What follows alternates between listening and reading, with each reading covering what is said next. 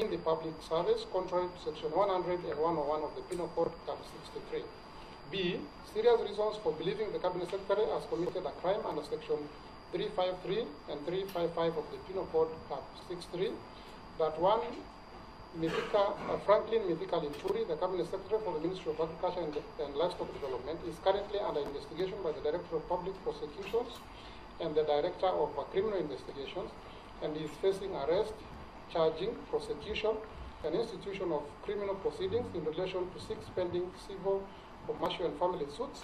This discloses grounds that there are serious reasons for believing that the Cabinet Secretary has committed a crime under national law, including but not limited to offenses involving uttering false documents and procuring execution of documents by false pretenses, contrary to Section 353 and 355 of the Penal Code, Cap 6.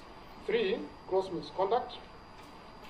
That one, Franklin Mithika Linturi, acting in his role as the Cabinet Secretary responsible for the Ministry of Agriculture and Livestock Development, by approving procurement and distribution of fake fertilizer by the National Cereals and Produce Board, insofar as being a state officer, Roman 1, has failed to exercise public trust in the best interest of the people of Kenya, and this amounts to gross misconduct contrary to Section 8 of the Leadership and Integrity Act, Cap 185C.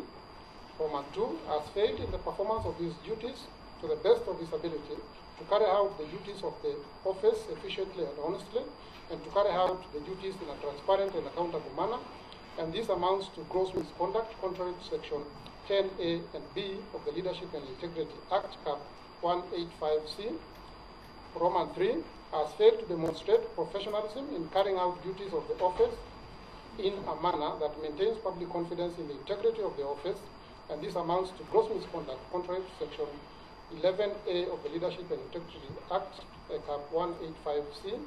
And 4, misled the public by submitting false information to a departmental committee of the National Assembly that GPC diatomaceous was distributed as a soil conditioner and not as a fertilizer, and this amounts to gross misconduct contrary to Section 29 of the Leadership and Integrity Act, Cap 185C.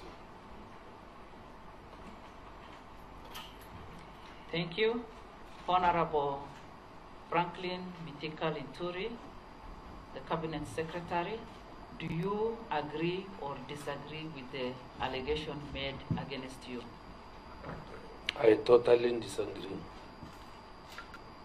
Okay. You can now take your chair, and we will move to consideration of preliminary matters.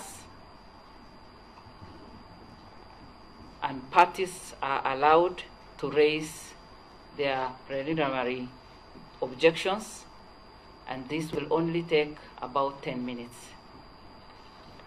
Welcome.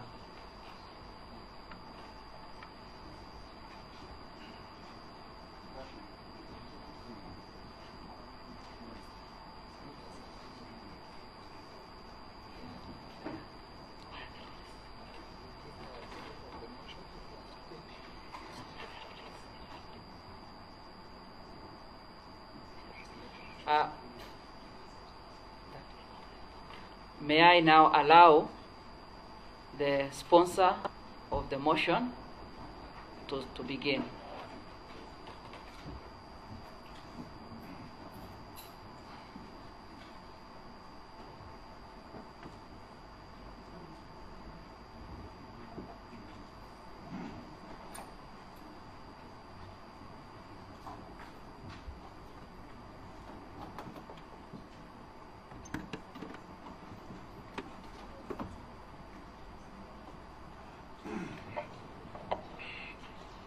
Madam Chair,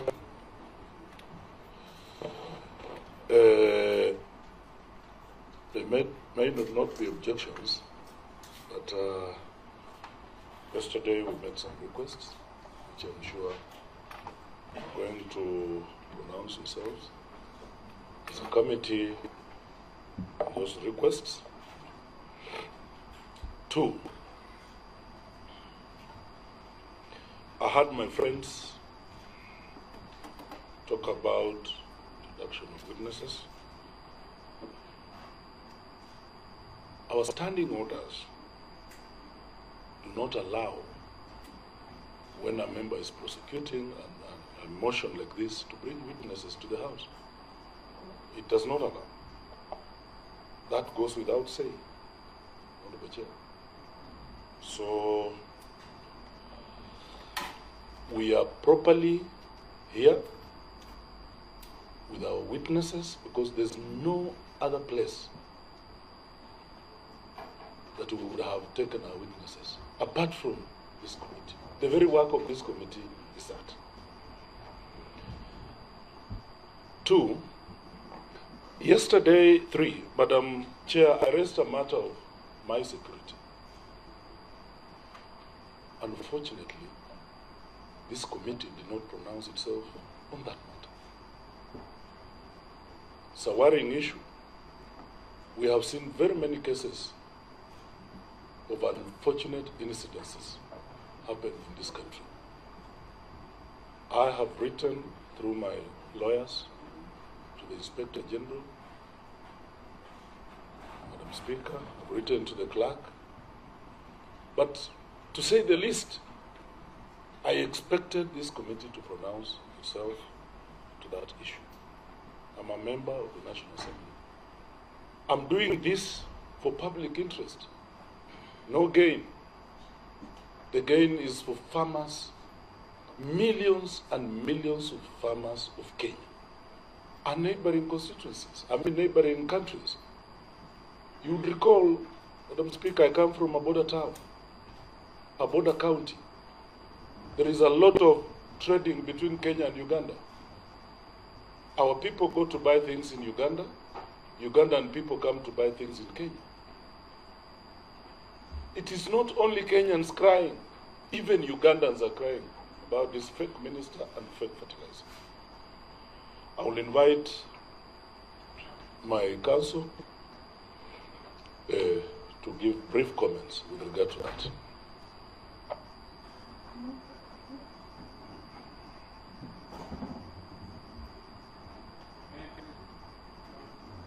Please, the honorable members.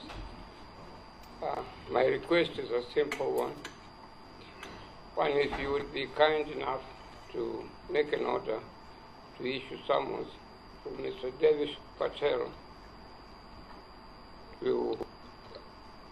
whose whereabouts we don't know. He may be in custody somewhere. We don't know where he is at all. To be given opportunity to give evidence before the select committee. He will shed light.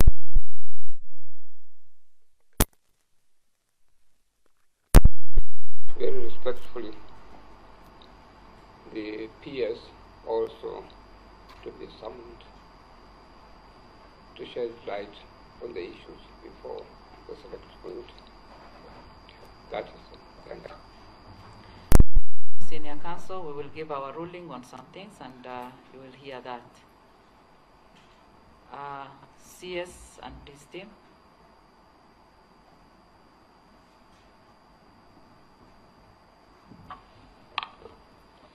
Thank you very much, Honorable Chair and members. We will comment on 4 issues by way of preliminary matters. The first issue is the whole question of witnesses and witness statements. The second will be the question of the competence of the motion before you. The third will be the request we have made on adjusting some of the timelines. And of course, the last will be the issue mentioned by my learning senior, the question of summons to some persons. I want to begin with the question of the whole witness statements and the calling of witnesses. Honorable Chair, it is our application that you decline any request on the part of the mover to call as a witness any person whose either affidavit or sworn statement was not part of the motion before you. The reason we say that is two matters of principle. Number one, you are here to investigate the motion as approved by the House. This committee has no power to interrogate any other material that was not before the House. The second reason of principle, Honorable Chair, is a question of fair trial. When this motion was approved and served upon the Honorable Cabinet Secretary, he was required to respond to the motion as placed before the House, as approved by the House. And now we are being told of endeavors to introduce additional material that he has not had the opportunity to read, to review, and to respond to. This matter, Honorable Chair, is not just a procedural issue. It is a question of fundamental justice that is governed by a whole regime of 5 different sets of laws. The first one being our Constitution, the second being the Fair Administrative Action Act, the third being the prevailing case law on this specific matter we are placing before you, the fourth being your standing orders, and the fifth being the rules of this committee itself. And it is our submission, as I hopefully show you shortly. Whichever of these regimes of law, and I've mentioned them in their hierarchy, whichever of them you look at, there is zero room for introducing extraneous material that was not part of the documents that were before the House when it appointed this committee. We'll begin with the Constitution, Honorable Chair and members. Article 50 of our Constitution has a right called fair trial. This right, Honorable Chair, includes, among other things, the right to confront and to respond, and more importantly, when you read Article 50, subparagraph 2J, the right to have the information and the allegations and the evidence against you in advance. Those are not my words. It is the words of our Constitution. The evidence must be submitted in advance so that, as a matter of fair trial, the person accused will have the opportunity to respond to all the allegations against him. This matter of fair trial is so important, Honorable Chair. It is one of the 3 rights in our Constitution that are absolute, which means they cannot be limited. This can be confirmed from Article 25 of our Constitution. It lists certain fundamental rights which cannot be limited. Not even Parliament can enact a law to limit those rights, and one of them is the right to a fair trial. This right is as old, Honorable Chair, given the type of legal system we have. It is as old as the year 1215, more than 800 years ago, when we had a document called the Magna Carta. Article 47 of our Constitution again talks about the right to a fair administrative action. I only mention this, Honorable Chair, because the communication from the Speaker to this committee said a number of things. One of them, of course, was that these proceedings are quasi-judicial, but for purposes of my submission, the Speaker also said in his communication to the House that the proceedings before you are governed by the Fair Administrative Action Act, which is the one that governs this whole question of fair procedure and whatnot. That brings me to the prevailing case law on this matter, Honorable Chair. Luckily, we are not bringing to you a matter that is new. This matter has preoccupied our country to a level that we had to appoint a 5-judge bench of the High Court sometime in 2015, when the Republic of Kenya at that time, beset with terrorist attacks, wanted to change the law on inquiries and criminal proceedings so as to tinker with this right to fair trial so that the state could go to a court of law and introduce the evidence right at the eve of the trial, right at the very 11th hour. And we have a decision, I believe, petition number 628 of the year 2014. I said it's a 5-judge bench decision. And the issue in that case, which likely my senior, Dr. Camino, was actually the one arguing this point, and the court was happy to agree with him, that it is not permissible, even when the country is faced with existential threats like terrorism. You cannot do what the mover of the motion now is attempting to do, which is to bring a motion to the House, have the motion approved by the House, sent to the committee, and then... Madam Chair.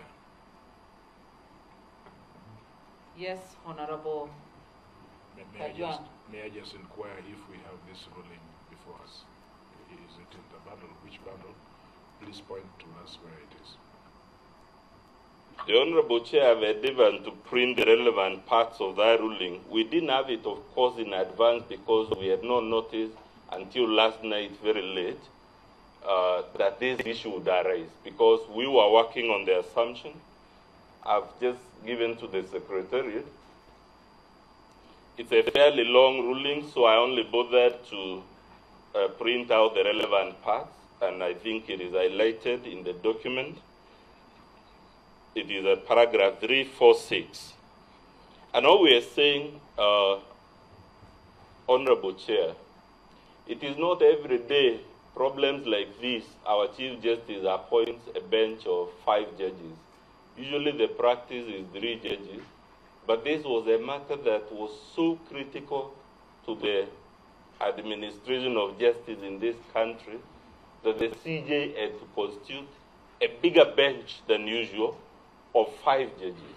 And the matter was settled. It is not a question of discretion. It is not a matter of us trying to balance this or that. It is there in black and white from the High Court, which is the court charged with interpreting our Bill of Rights. And all we are saying is that it is not permissible. And the reason it is not permissible, Honorable Chair, I told you this matter is as old as 800 years. Back then, there used to be controversial methods of inquiry in which evidence was withheld until the last minute. People used to be tried before an institution called Star Chamber using very unorthodox means. In short, trials 800 years ago used to happen, for lack of a better word, if I may say, where the accuser would keep surprising you, like a conjurer pulling out rabbits from his trench coats. And because this matter was so critical, Honorable Chair, it was the subject of revolutions in England, no less than 3 revolutions. In one of them, the monarch actually lost his head, and all we are trying to do is to tell you, it is not possible. It does not even arise for consideration. Lastly, Chair, you have your standing orders. Standing Order 64 says that by the time the motion comes to the Speaker for approval, it should already be accompanied by the witness statements, by sworn statements, and all other items of evidence. Those are not my words. The thinking must be that by the time you make an allegation as serious as the ones before you, you had better have done your homework, you had better have done all your preparation, and you had better put forward all the material upfront so that the accused person will have then the opportunity to respond. And of course, your rules themselves, which is Rule 2, if I'm not mistaken, I am being guided by Boniface that I might be mistaken, but you've already adopted the rule again. Rule 7, consistent with your standing orders, which says that, if I may read, in presenting evidence, the sponsor of the motion shall not introduce any new evidence that was not part of the allegations against the Cabinet Secretary. And very lastly, So, try to conclude. yes, to conclude, Honorable Chair, there is a further practical difficulty we have with these so-called witness statements. As I told you, we were only told this last evening. The Cabinet Secretary is unable as we speak to confirm whether, one, the so-called witnesses are persons who actually registered for the fertilizer program at the inquiry, whether as a matter of fact they obtained fertilizer and from which depot and on what date. So we are completely unable, even if we so wished, given the timelines we are working on, to respond to whatever those witnesses may purport to say. And the very last point, Honorable Chair, you must be told what was the difficulty in putting up these witness statements, in getting these guys to swear their witness statements according to Standing Order 64 at the time the motion was brought before the House. I have not heard them attempt to tell you either these people were nowhere to be found, we're trying to trace them, we couldn't, one of them was in hospital or something like that. No reason has been advanced why there was non-compliance with Standing Order number 64. On the contrary, what you have is a mover that assumes, like I kept saying last night, they have a right as a matter of course to keep pulling these surprises. And for those reasons, Honorable Chair, we urge you to reject that request for additional witnesses. We will deal with the question of the defective affidavit, given that I've already run out of my time.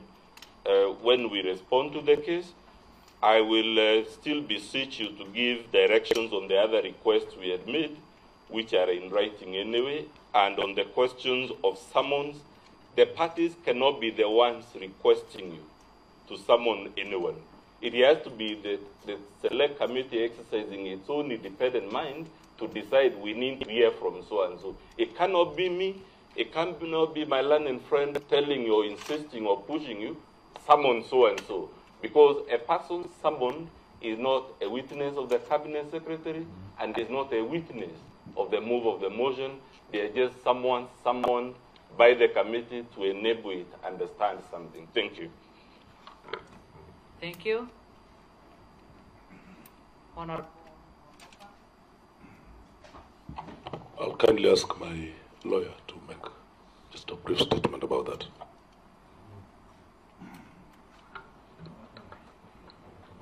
Okay, may I press you, my lady? My lady, the issue before the honorable members of the Select Committee is a national issue of considerable gravity. And the objections that are being raised with tremendous respect to my land friend, they do trivialize what has been placed before you. And I urge you very respectfully, selected member, the members of the committee, that my land friend will have to be controlled. Otherwise, we may not be able to dispose of the matter before you within the timelines that have been given at all. If I may very respectfully refer you to the Constitution, which my land friend is relying on, and which he has been emphasized very much. Your Honor, if you look at Article 1, Article 1, Article 1, Sub-Article 1, says sovereignty of the people. All sovereign power belongs to the people of Kenya and shall be exercised only in accordance with this Constitution. And 2, which is perhaps more important than what I've read to you, the people may exercise their sovereign power either directly or through their democratically elected representatives. It is now democratically elected representatives who are seized of this matter. And they cannot be controlled, or the issues that are before the court, before this select committee, cannot be washed or swept under the carpet by raising trivial objections at all. It's my humble submission that you overrule my learned friend. You don't have to waste time. And in doing so, you'll be guided by the able ruling that was delivered by our Speaker on 30th April 2024, which is before you. I don't wish to waste most of your time or much of your time at all. I would prefer that we get on with the job so that we meet the timelines and we are able to proceed with the matter before you. Finally, I may point out that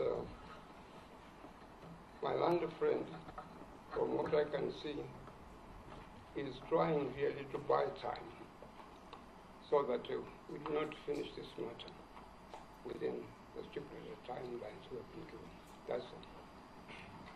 Thank you, Madam Chair, out of curiosity, if indeed the minister is innocent, why is he worried about the witnesses? This is a matter of national interest, as my lawyer has said. If indeed you are innocent, Kenyans want to know. Could be someone is trying to bring witch hunt to the minister. Let us be allowed to bring each and everybody who will set him free. The jury is in the public. When a minister, relax. Let Kenyans. Honorable Amboka, we are just beginning the process, and please do not rush to the conclusion, and limit yourself to the time that we have given you. And may I also advise all the other parties to adhere to the time allocated during the hearing, and also the witnesses that should note that they cannot go outside time allocated to each party. Again, it is important to note that the witnesses' submission must fit within the time allocated. If we respect that, then we'll be able to conclude on time. Now, I would want to take this time to give the ruling as per the requests that both the parties made last evening. Honorable members, given the Constitution timeline within which the committee must conclude this process, the detailed rationale behind the decision on the preliminary issues and questions will be elucidated in the committee's final report. Having said this, on the preliminary issues that the affidavit is defective, we have overruled the preliminary objection, having looked at Article 152(7) of the Constitution and Standing Orders 47(4)A, 64, and 66. Number two, it is noteworthy that it is the exclusive authority of the Speaker of the National Assembly to determine the question of admissibility of a proposed special motion for dismissal of Cabinet Secretary, a matter that was already determined. We are now at the stage of investigation by the committee. The question of admissibility having been determined by the Speaker. Number 3, consequently, I direct that committee shall proceed to hear the matter and discharge its mandate as required under Article 152(7) of the Constitution.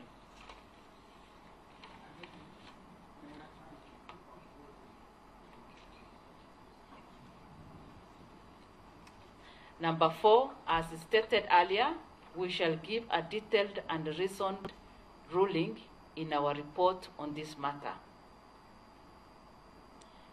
The question, can we admit new evidence? Honorable members, on whether the mover can call before the committee witness whose statements were not initially part of the motion as passed by the House, it is notable that Standing Order 64 primarily concerns procedural matters and does not prescribe the specific evidence to be presented before the committee. Number 2, what is important is that these investigations by this committee should and will not go outside the allegations in the special motion. Number 3, consequently, the committee shall allow any party to invite witnesses or produce new evidence, provided that the evidence strictly relates to the allegations contained in the motion.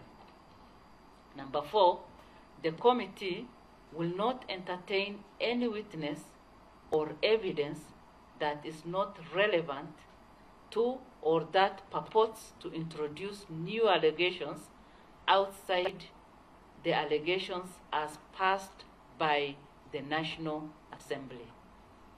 Number 5, we shall give a detailed and reasoned ruling in our report on this matter. Can the committee summon the Principal Secretary for the State Department for Agriculture and the Managing Director for KELS Chemical Limited as requested by the sponsor of the motion? The response, Article 125 of the Constitution, Section 18 of the Parliamentary Powers and Privileges Act, Standing Order 191, and our own rules of procedures gives power to this committee to summon any person to appear before it. Having said this, Honorable Wanami Wamboka should first provide the evidence for laying basis for the request so as to demonstrate the need for the exercise by the committee to summon the Principal Secretary for the State Department for Agriculture and the Managing Director for KELS Chemical Limited. The parties are accordingly guided. On referral of matters under consideration by the Select Committee, I urge all parties to restrain themselves from referring to the substance of the proceedings of the Select Committee before the committee has concluded and made up its report to the House. As per the adjustment of time, the committee has agreed that opening statement will take 40 minutes, cross-examination, and under the sponsor and the cabinet secretary, we have given 60 minutes, and the rest of the witnesses 20 minutes. Closing statement, 1 hour.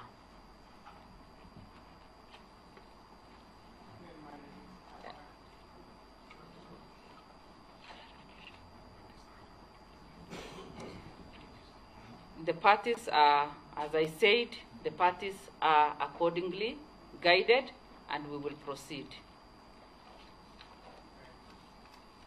Much obliged, Your Honor. Thank you.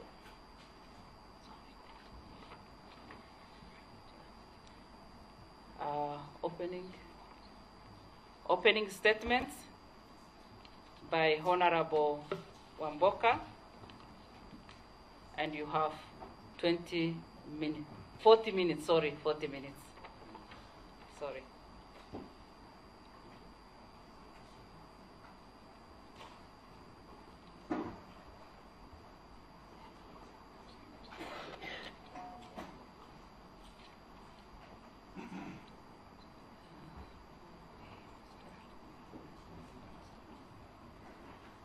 As I said, we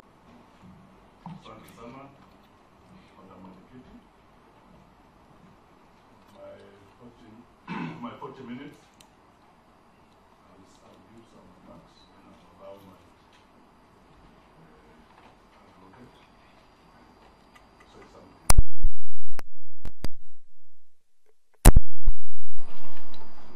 This is a case of gross violations of the Constitution, gross misconduct, and ministerial responsibility. National agenda of this administration, William Ruto, security is noble. And from the onset, I must say, we support the president because agriculture is the backbone. If the country is food secure, then you have a healthy nation.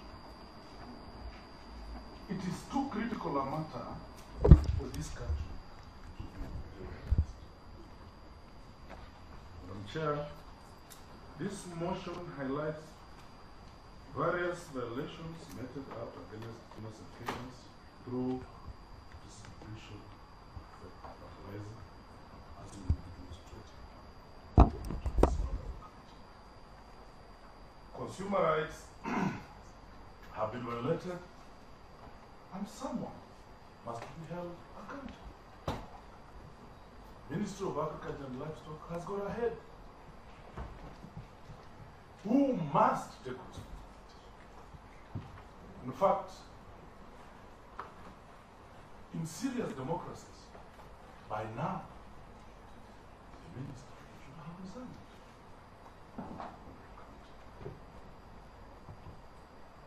This is one of the flagship.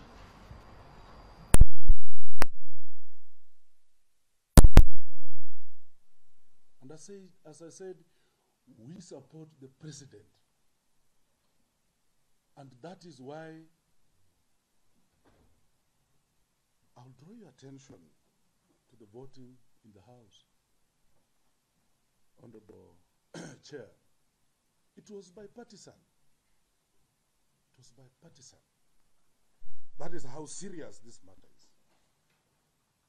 I've looked at the responses from my good friend, and indeed is my friend, Mithika Linturi. There is a Aluya saying that says, I would wish that this should become this, so that I don't listen to what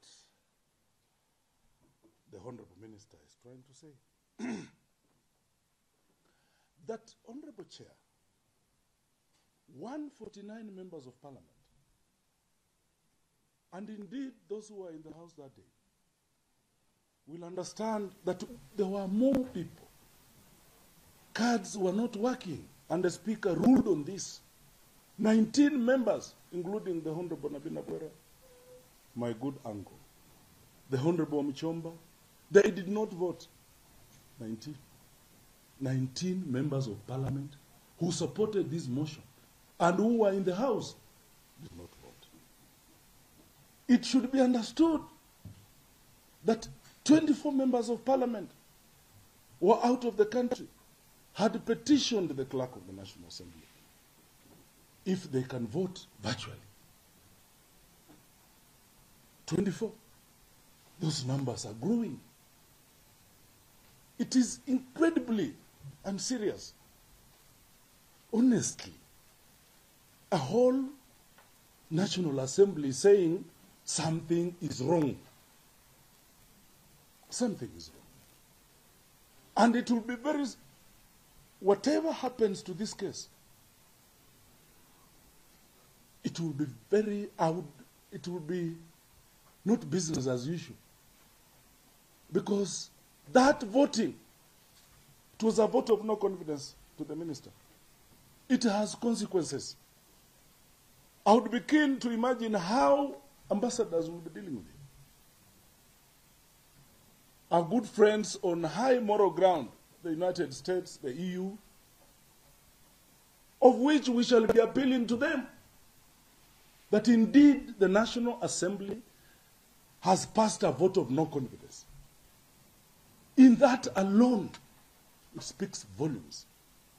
It speaks volumes. And I think the minister has guts even to be here today. This motion is not about me.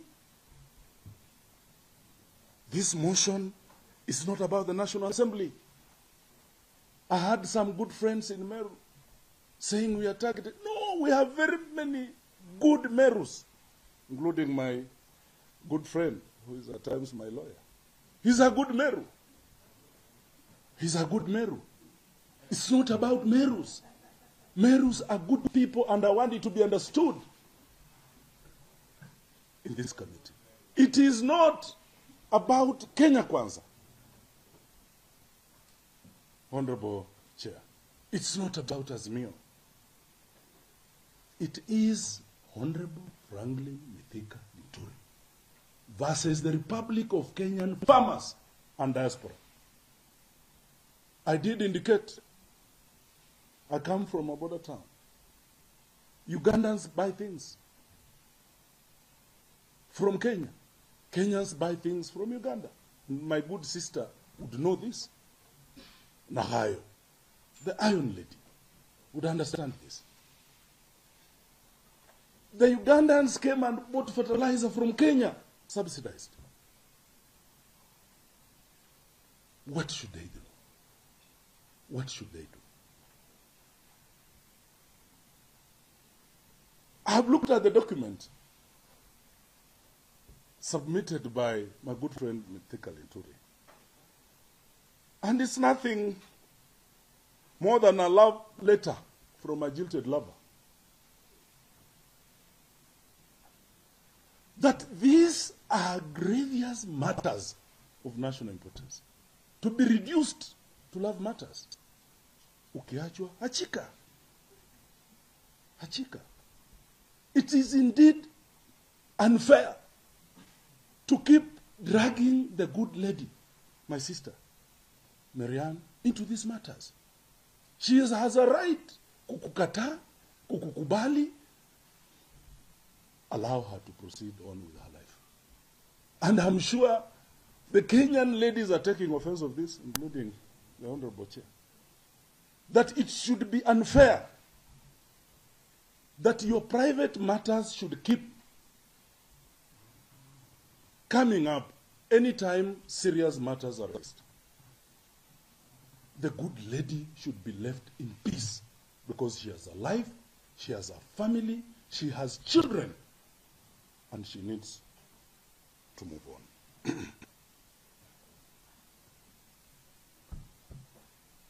We shall speak. This is a select committee. We shall say that which we want to say and that which we think is important. I did indicate yesterday that very many people approached me to drop this motion. I refused. And in fact, I told one of them, I'm different from the Honorable Mithika Linturi. It should be understood, Honorable Chair, that the Honorable Mithika Linturi started a process such as this. This was going to be the second one in the new constitutional order. Had he been serious, he went ahead, he collected signatures, it was put on the order paper, his motion. What did he do? He went to Naivasha, was given money and love. That indeed It is a demonstration.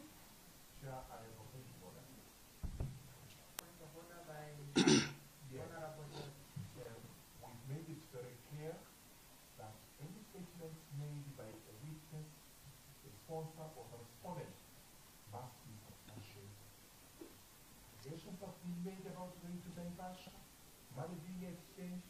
Unfortunately, we do not have any substitution on that. Let's not use this opportunity to malign one another. I think we should observe Honorable Chair, it is indeed in public.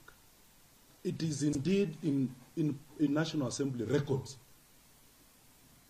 that a motion to impeach one Anne Waiguru appeared on the order paper. It is indeed in records of the courts.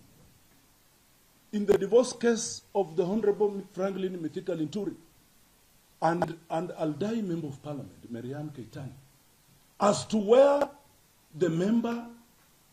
Honorable Wamboka, I think you should limit yourself to the subject. Well guided, Chair.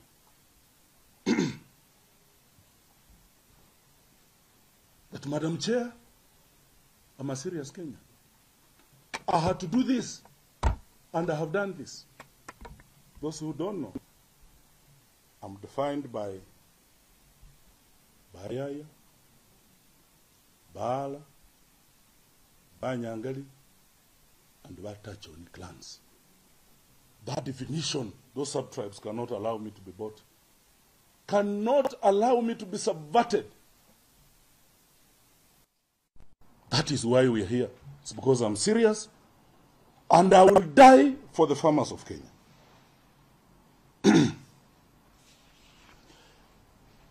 The Honorable Minister has dragging me in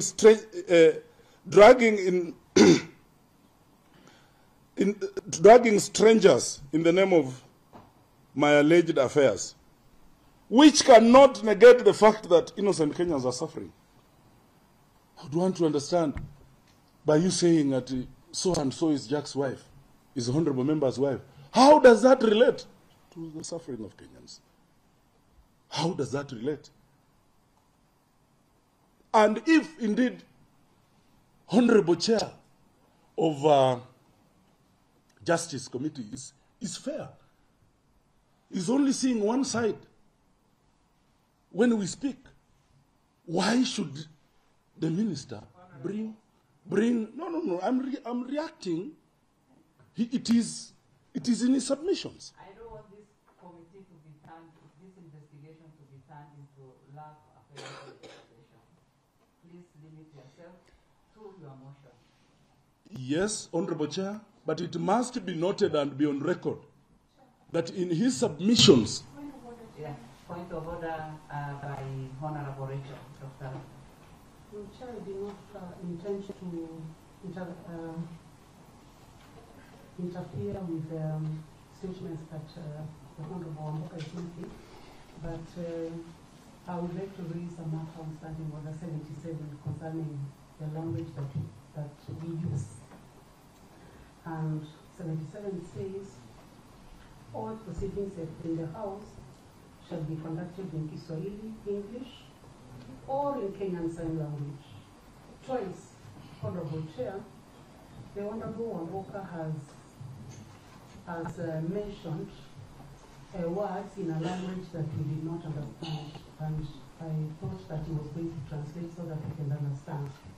This may make us miss some of the information that you would like to tell us. So is it in order for him to use that language, which I'm not able to tell which language it is, because we are not able to understand that particular portion? I'm sorry, Madam Chair. What I meant is I would wish that my ears became my sitting apparatus so that I cannot hear all this. That's what I meant. But well guided. Madam Chair, I've got one wife, which is public knowledge.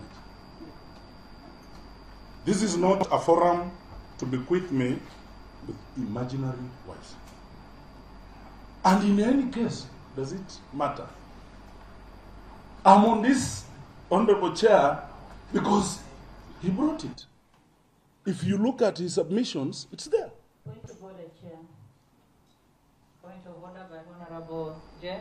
I believe it is very important that if you make a ruling, the Honorable Member understands that you are directing him on what to confine himself on. And Honorable Chair, if someone disregards that ruling, then you should be able to also call them out of order. Well guided. Well guided. Well guided. But just to note, this is not a divorce case. Madam Chair, we are discussing the conduct of Honorable Mithika Linturi, that we want him removed from the office. Out of this world, I was just imagining, when he was being interrogated to be minister, he said he has in excess of 30 cases in court. We are all Kenyans, members of parliament. Why him? Why him? Why him? We are speaking. We have a saying in Luya land. The hyena told the stone. You remember the case of J.M. Kariuki when they were investigating his death. Mwangale told his house. It's a house of records.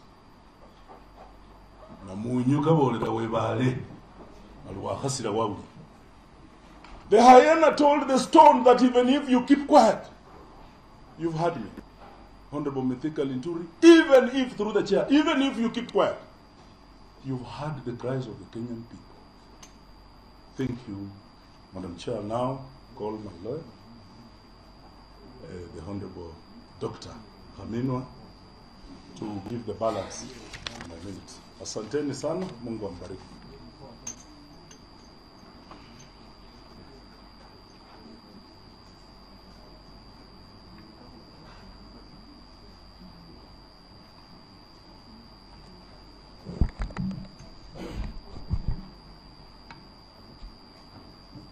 Honorable members of the Select Committee,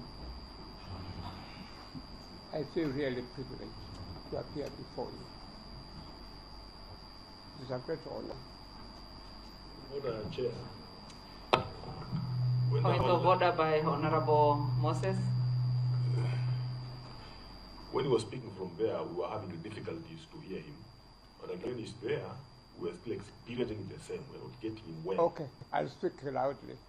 I'm sorry. Get closer to the Your mic. ears may be like mine. I'll try to speak loudly. Honorable selecting members, it's a great privilege to me to appear before you, particularly at my age. Last time I appeared in this matter of this kind was when we were handling Judicial Commission of Inquiry into Goldenberg. This was set up by the then President, Mwai Kibaki, and I had the honor and the privilege of being the lead counsel in that particular case. I thank the Honorable Member Wanani Wamboka for nominating me to appear for him in this matter. The matter you have before you is in some respects very substantially similar to the matter we had in Golden Park. Honorable members of the Select Committee, we have always had a problem in this country since we got independence.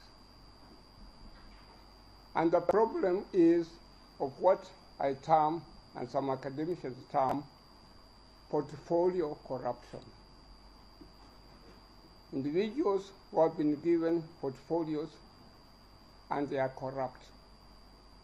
The word corrupt here does not necessarily mean one taking money, but one not being responsible in his job or the job that he has been given by the president or by the state. This is the case we have in this before you today. What is important to look at is perception. Perception is important. Strictly speaking, in this case, one does not have to need evidence at all. It is a case that can be determined on perception. Honorable Linturi was given a high office of being Minister for Agriculture. If I may say so, this is perhaps the most powerful ministry in the government, which is supposed to take care of issues of poverty that we have in the country. He was responsible. He cannot turn around and say that I was not. He was responsible. And what I want to say to you, honorable members of the Select Committee, you must not try to determine this case on the technicalities. If you do so, you will be letting down Kenyans. I appear in the courts. Courts have got their own limitations. They have to go strictly by the law of evidence. Fortunately, before you, the law of evidence is not be all.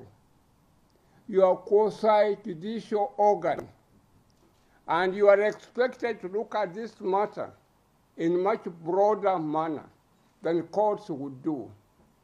Courts are technical, but you are not. You can decide to go a little bit.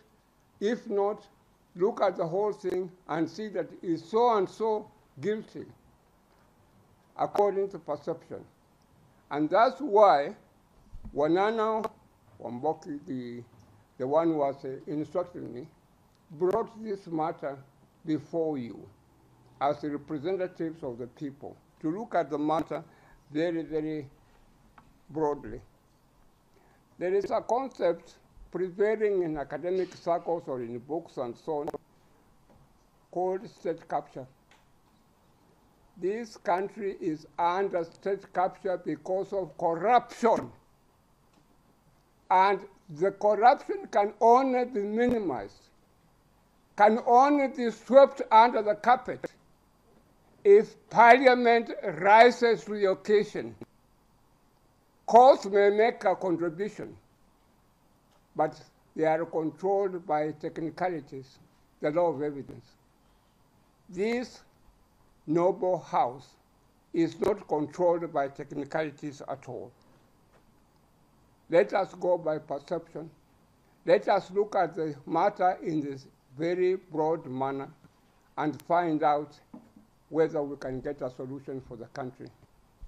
As politicians sometimes say, let us find out what Mama Mboga would say about this.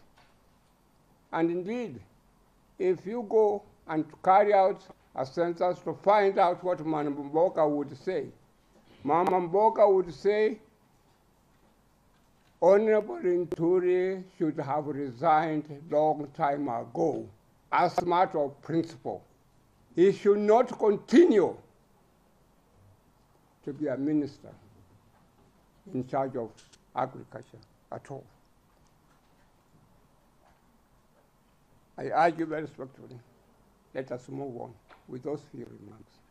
Let us move on as quickly as possible and go back to do some work.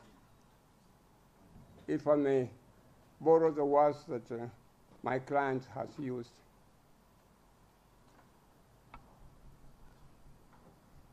Mr. Linturi, you would have done us great honor by resigning.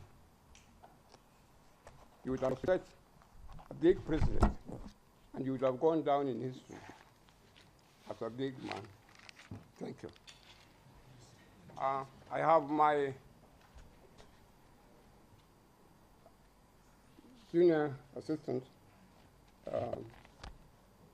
Lady Asha, who would like to say a few words, please allow her to say something. Thank you. We allow her because you still have some time. Yeah, thank you very much. Again, may I say you have been very kind to me. Thank you. I thank you sincerely. Thank you, members of this honorable committee, colleagues, and mine is to say that today is an important day in this country.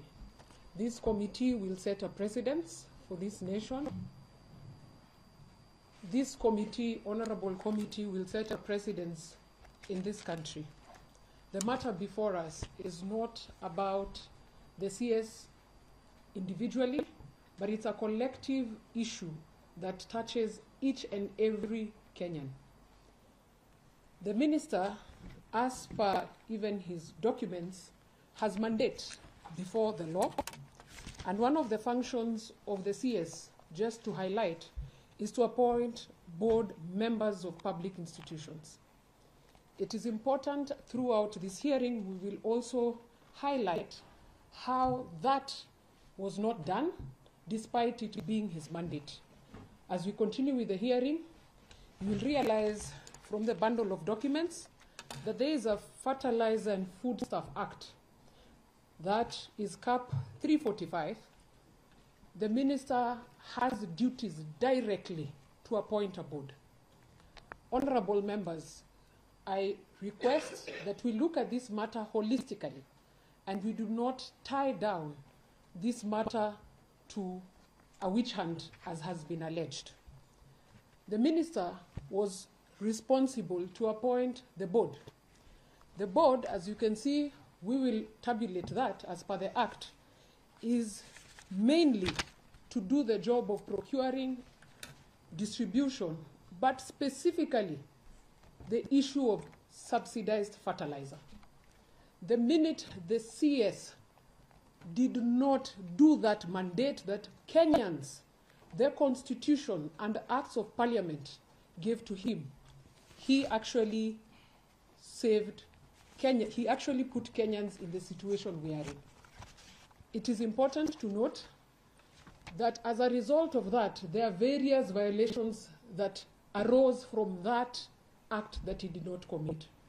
Mine is to request this honorable committee to look at the matters before you in a holistic manner.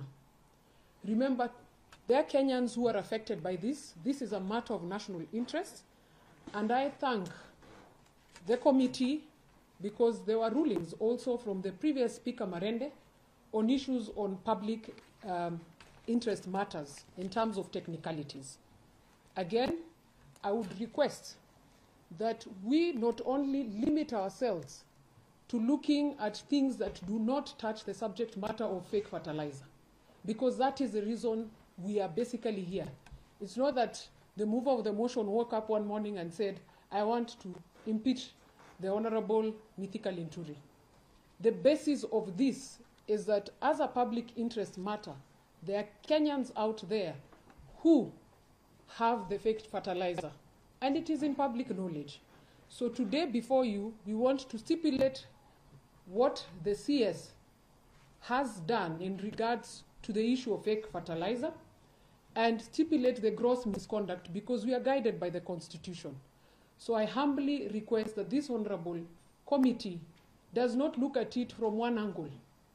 The issue here, let's not have diversion in terms of the nitty-gritty, but more importantly, let us highlight the issue of fake fertilizer that makes a great impact to this nation because it affects the socio-economic rights, which is also an inherent right in the Constitution of Kenya.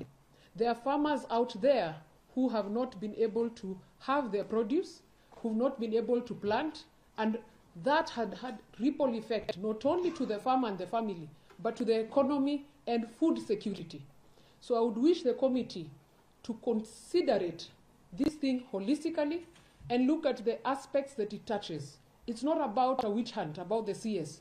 As Kenyans, we want to come to the bottom of this because food security is important to all of us. If there is food shortage, it affects all of us.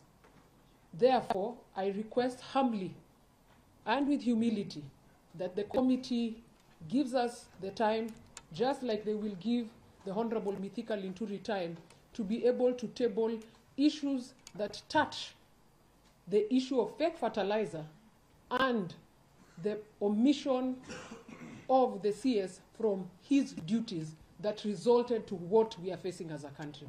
Thank you very much, honorable members. Thank you. I wholly adopt what my able-learned friend, Lady Asha, has said to you.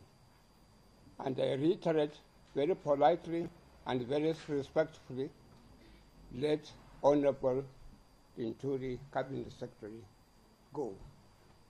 He is not fit to continue to be in office. Thank you, Senior Counsel.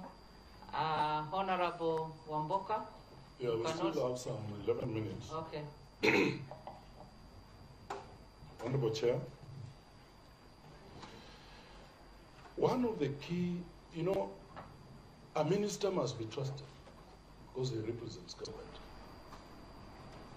What a minister says, look, being asked.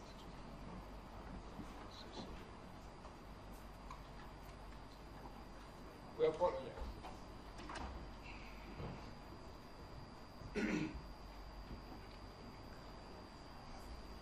Chair, a minister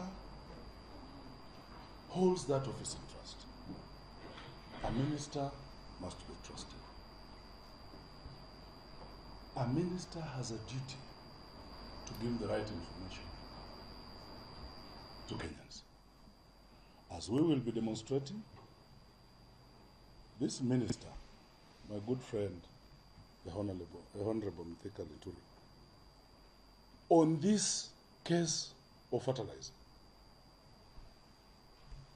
he gave the Kenyan public information over the same subject, 4 versions.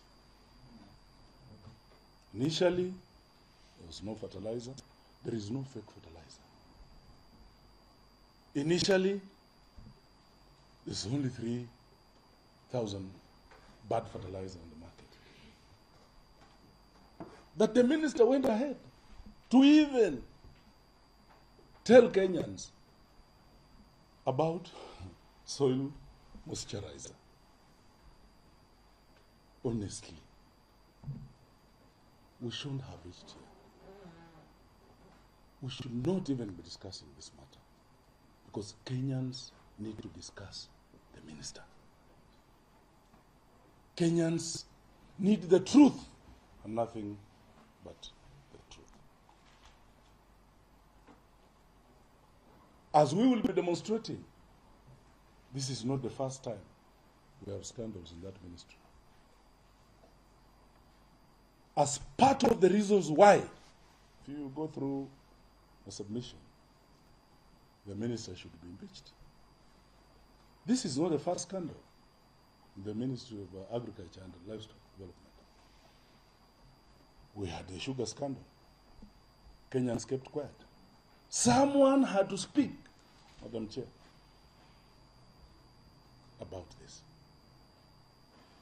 We have a lot of trust in this committee because as members of parliament, we are people's representatives. And the good thing, when I look around, composition of this committee, most of them are from agricultural zones. Most of them. Kenyans are watching us. I have absolute trust that we are going to get to the bottom of this. And if 149 was not enough, but the minister was waiting for 250, we shall give it. We shall give him. We shall give you, Mr. Minister. We shall give you. Because the mood in the country, the mood in the National Assembly, Madam Chair, is so sweet. is so sweet that Kenyans are tired of such things. We have now higher cases of diseases. Some of them as a result of this. We are waiting for reports from medics. To what extent has the fertilizer affected humanity? Where it come from? Madam Chair, there's no maize anymore. We don't have it. I don't know what this government will do. I don't know. Even if Honorable Linturi were to remain, I don't know what he will do. I don't know what he will tell those people from Western, from the Rift Valley, from the highlands of Kenya, from central Kenya. I do not know, because we don't have food. Kenya is glaring at a catastrophe. Courtesy of an individual. Be the Jonah, be the biblical Jonah. When the ship was sinking, Madam Chair, when the ship was sinking, because of one person, Jonah opted to drop himself in the waters. It is a moral question, Honorable Minister, for the sake of Kenyan people. Whether, assuming this motion does not go through, assuming, how will you serve? Where will you go? Where will you discharge your mandate? Kenyans are bitter. Be the biblical Jonah, and we shall respect you. That's all we are asking, Madam Chair. Not that anyone hates the person of Mithika Linturi. No. As I said, he's my friend. His best friend and a lawyer, Gitonga. We share a social group called the Chairman's Lodge. He is my wakili, the man seated on his left. He is a family friend. I've been to his place when I was campaigning. These are the people who came to my home. So there is nothing personal. Nothing absolutely, Honorable Chair. Nothing personal. Nothing. In fact, we are saving him. We are saving him. Because how will you serve? How will you go to Bumula? How will you go to Ahero? How will you go to Mbere? Embu? How will you go to Kiambu? How will you go to the food basket of this country, Trans Nzoia? How? And as a minister, you must go. How? Those Kenyans will not allow you because they are angry and not happy. They are angry. We support the president, William Ruto. We support him on this, the policy of food security. We support him. We support him. And at times politically, you know, politics at times is very tricky, Madam Chair. When someone has committed a crime, you go back to your people and say, I'm targeted. I'm targeted. And people start sending delegations. Oh, go. Enda sema mambo mzuri. Enda sema ukiguza Linturi umeguza Wameru. Hapana! Sio Wameru bwana. Wameru ni watu wazuri. Tuwaheshimu sana ndugu zetu Wameru.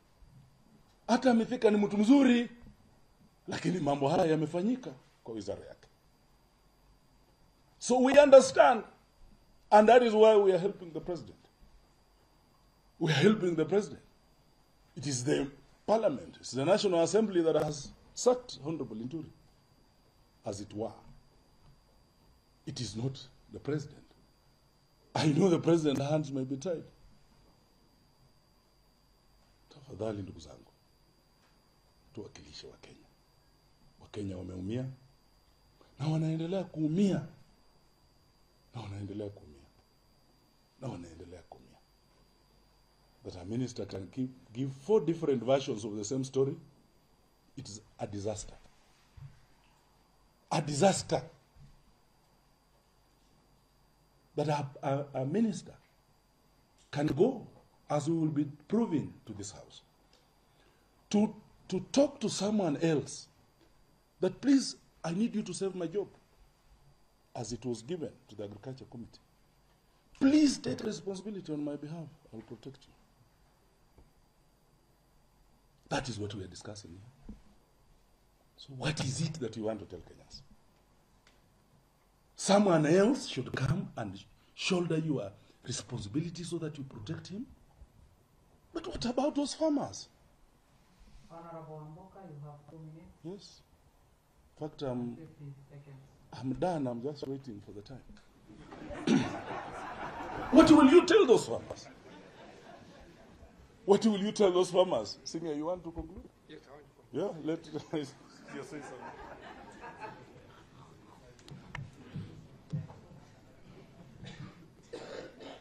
Again, my lady clerk, may I borrow some words from you?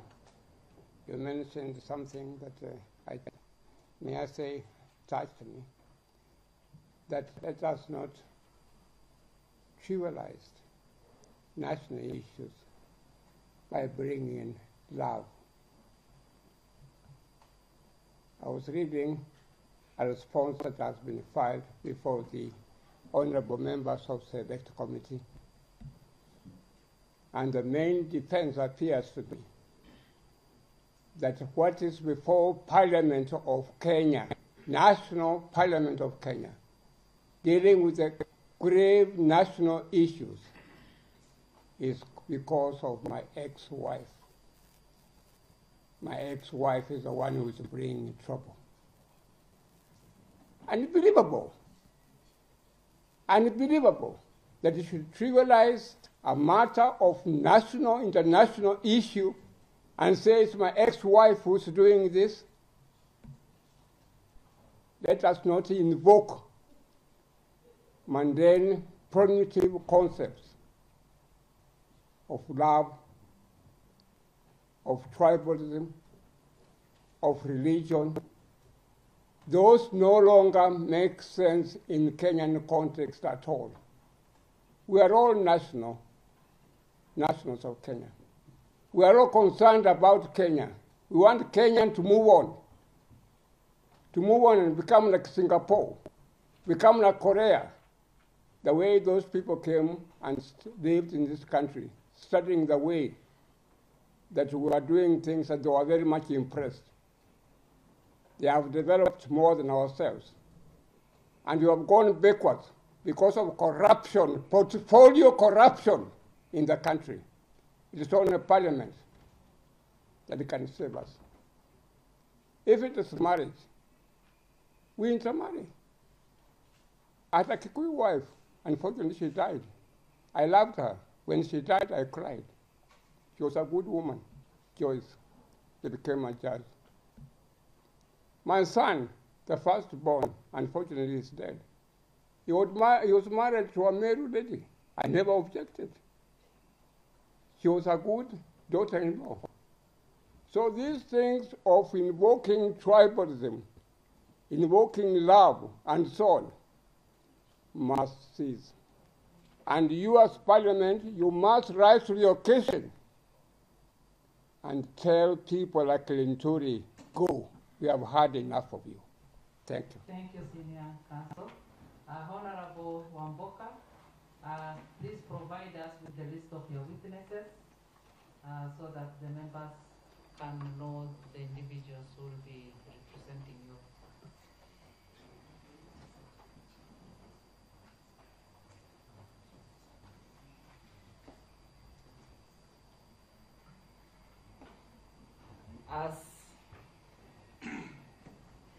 I'll ask one of my lawyers to do it.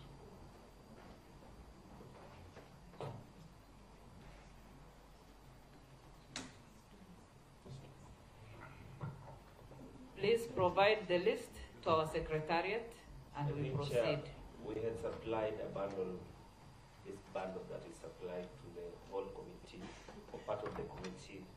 The list is at page 193 of the bundle. It consists of the list of documents and witnesses. Thank you. Yes. I take this opportunity now to welcome. Yes.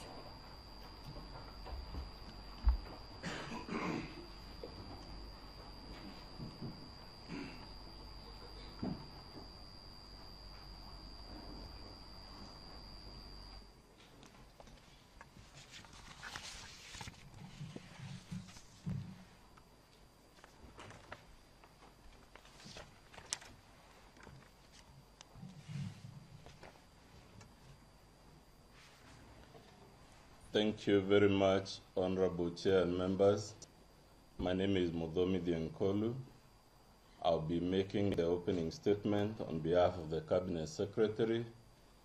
I'll do 30 minutes, and my colleague, Mr. Mawire, will do 10 minutes. Unfortunately, sometimes my eyes is challenged, so I don't mind, Chair, if you interrupt me at the 30-minute mark, so that Mawire, because I might not be able to see the screen as clearly as I should. Honorable Chair and members, we have been wondering, and we have read this motion with a lot of keenness, and we've been left wondering why we are here. Of course, we know the simple answer is that there is a motion before the House, and it was sent to this committee to investigate. Here is why we've been wondering, Honorable Chair, why we're here. The motion before you has 3 allegations. Allegation number 1 relates to the Constitution. Allegation number 2 relates to alleged crimes at the national law, which unfortunately the evidence given is evidence that arises from personal cases about love and affection. And unfortunately, to the extent, unless that allegation is dropped, allegation number 2, we have to confront it. And if, as I will show you shortly, it is about love and affection and personal matters, then unfortunately we must confront it, even though it is sad that a committee like this would have its time being spent on such a matter. And number 3, we are here because it is alleged that the Honorable Linturi is guilty of gross misconduct. Honorable Chair and members, for you to uphold this motion, you must be satisfied on the material that will be presented by both sides that the Honorable Linturi has committed a gross violation of the Constitution, number 1.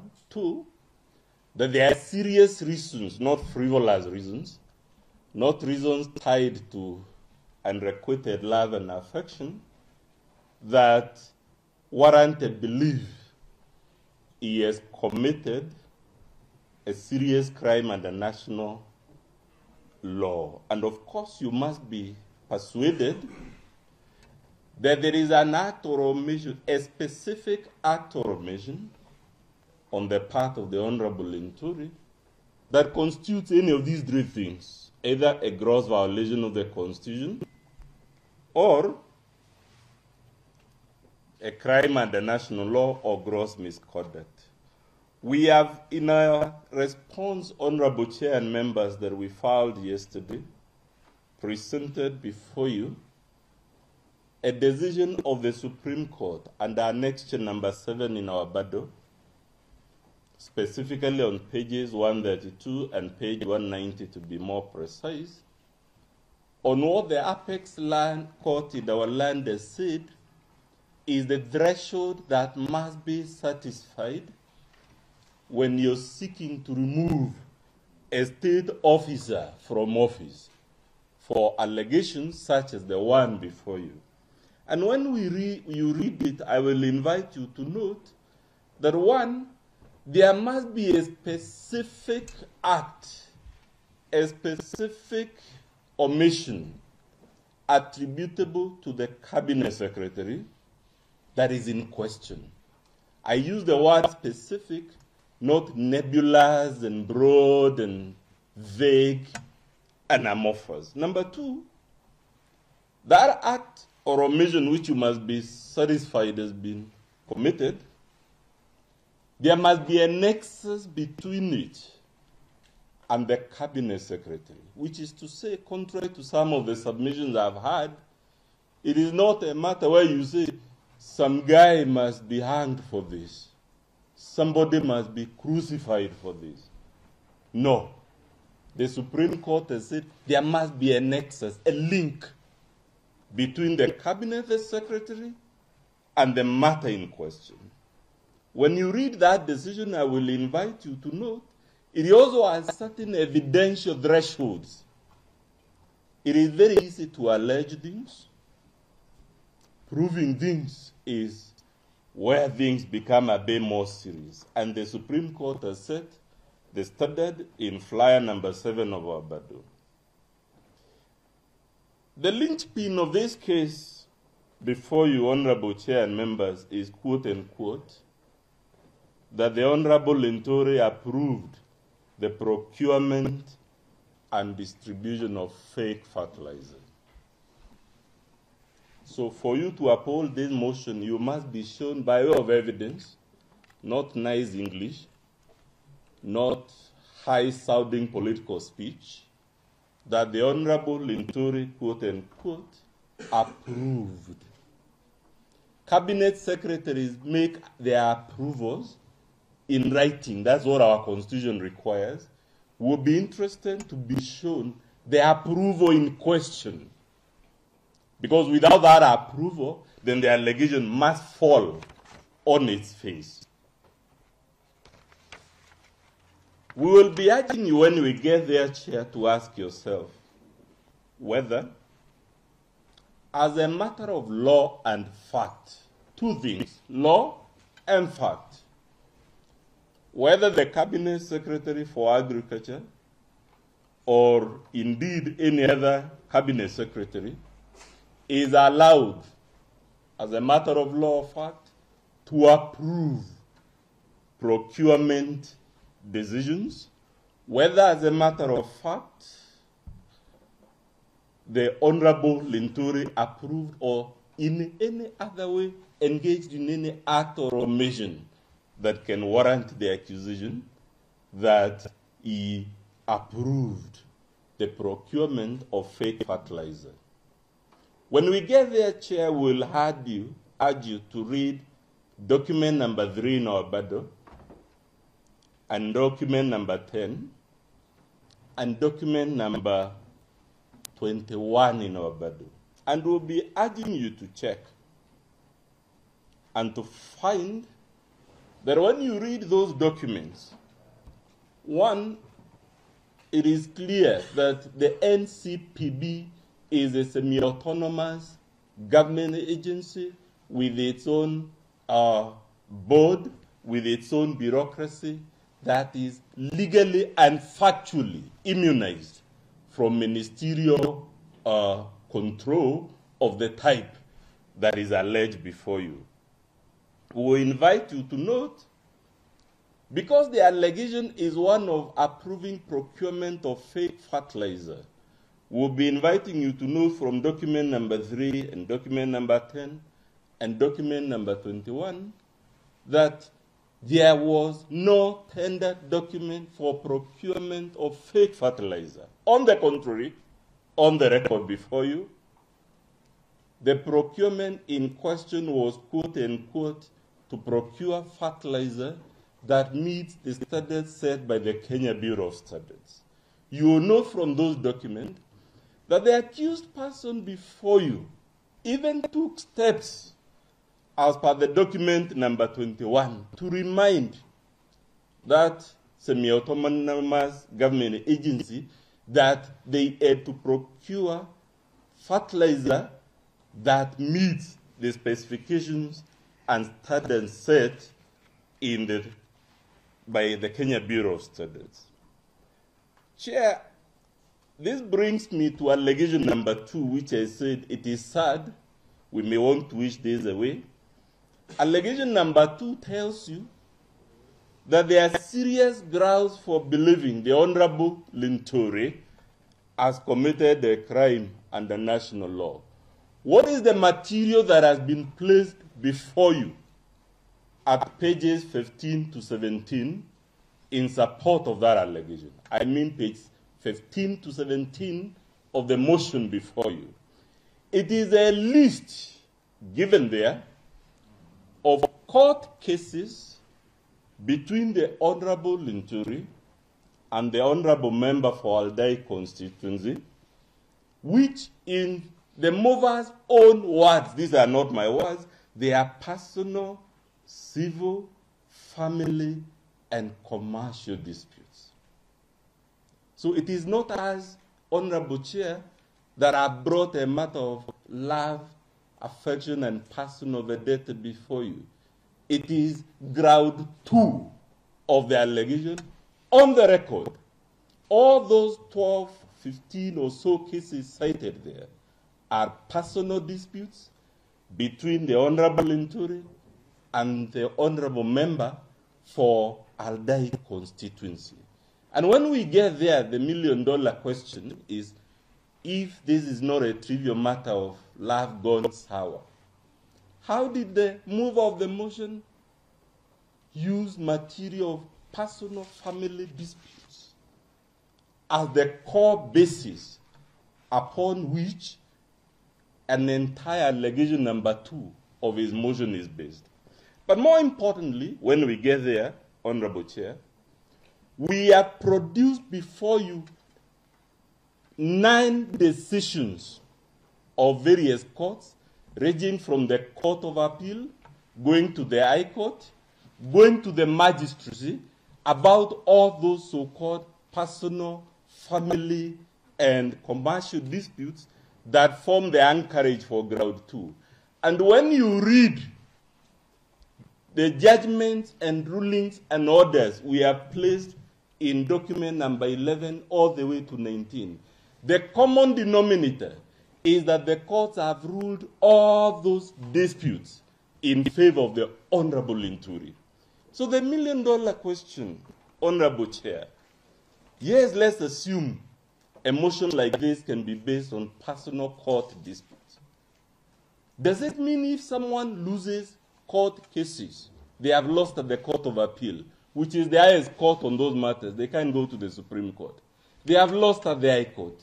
They have lost at the Employment and at the Environment and Land Court. They have lost before all the magistrates of this republic, sitting in different court stations. How can it then material that the courts have ruled in favor of the Honorable Linturi form the basis for ground 2 of the allegation before you?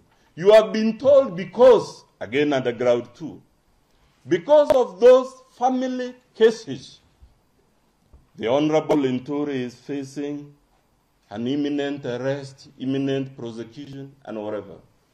We have already placed before you a letter from DCI, of course flowing from the countless victories the courts have given Honorable Linturi, in which the DCI says they have investigated those matters and they have forwarded the file to the DPP. The DPP has reviewed all those files and advised, quote, unquote, they be closed with no further police action. So it is up to you. Who do you believe? Is it the DCI who has written, confirming, and he didn't write yesterday? It was way back last year, more than a year ago. Who do you believe? We will be submitting before you, Honorable Chair, that this mover of this motion is a proxy, and specifically a proxy of the Honorable Member for... Chair, kindly, there are some words that we shouldn't allow to use. Let me just explain what describe somebody as proxy. Honorable Omanya, say your point of order. I think we should use a language that is acceptable and not describe anyone in a manner that degrades them. So that we don't waste time, I'm happy to withdraw the word proxy, Chair. I would also suggest when the interjection, my clock be stopped because they eat on the time. So I will rephrase, Honorable Chair, and say that the real mover of this motion before you is the honorable member for Aldai. We shall play before you, when we get there, video evidence, specifically video number 4, that confirms that.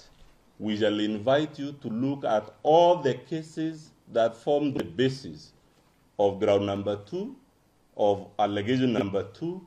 They are all cases between the Honorable Linturi and the Honorable Member for Aldai. We will be asking you to look at page 252 on document number 10 of our BADO, which will confirm to you that this allegation is actually a lie. And it confirms the DCI, the ODPP, closed all these matters with a formal recommendation for no further police action on the 31st of May last year. And then, of course,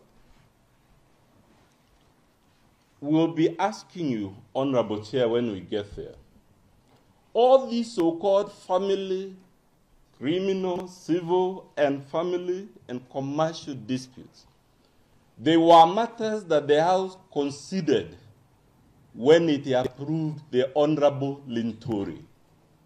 Is this motion seeking to reopen a decision already the House made, to the extent that it has that ground 2 of the motion? Is it seeking to reopen a matter the House considered, cases it considered, allegations it considered, and nonetheless approved?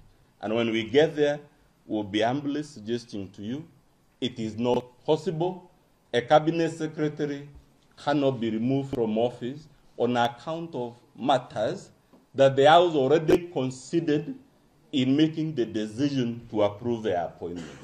And while on that matter, Honorable Chair will also be telling you, all those family law disputes anyway revolve around acts and omissions that took place or allegedly took place before the appointment of the Honorable Linturi as a cabinet secretary. So again, the question will be asking you, does Article 152 of our Constitution provide for removal for conduct while in office, or does it provide for removal for conduct prior to assuming office? And of course, when we get there, our submission will be for matters that allegedly happened before appointment. Those are matters that belong to the committee that vetted the Honorable Linturi. And on the record, because there is a house of record, it should be clear from your answer that those matters were indeed, as a matter of fact, considered by the House. Allegation 3, Honorable Chair and members, is the one we found quite interesting. It claims the Honorable Linturi should be removed from office for 2 things. Well, they still mention the personal love issues, but 2 additional things. They say one of them is the Honorable Linturi was involved in a spat with journalists. And because he was involved in a spat with journalists, the president should dismiss him by resolution of the House. Number 2, it says, the Honorable Linturi stormed some factory and ordered its closure. What is interesting about this allegation is the evidence given in support of it. It is a letter supposedly authored by Senior Counsel Ahmed Nasir Abdullahis and a press statement. I repeat, Honorable Chair, a press statement. That's the evidence. Not by the journalist supposedly assaulted by the Honorable Linturi, but by the President of the Law Society of Kenya, who is not a journalist, who does not claim to have been present at the time when the so-called spat occurred, and will be trying to tell you it is all hearsay on the back of hearsay, and when we get there, we'll be, of course, telling you why hearsay cannot justify the making of allegations such as the ones before you. When we get there, Honorable Chair, we'll be asking you, can a resolution under Article 152 be approved on account of acts and omissions of third parties? In this case, the acts and omissions of the government bureaucrats at the NCPB. Or must there be an excess, as we were told by the Supreme Court? We have attached, we will urge you when we get there to look. Order by Honorable Manyo. The Council for CS Linturi has mentioned quite in an extensive way about ex-wives and all that. I think if he must play the video, if that ex-wife is alive and can be here, it will be in order, because sometimes talking about people who can also talk for themselves is fair. We'll get there, Honorable Chair. Council, you can proceed. The ex-wife is very much alive.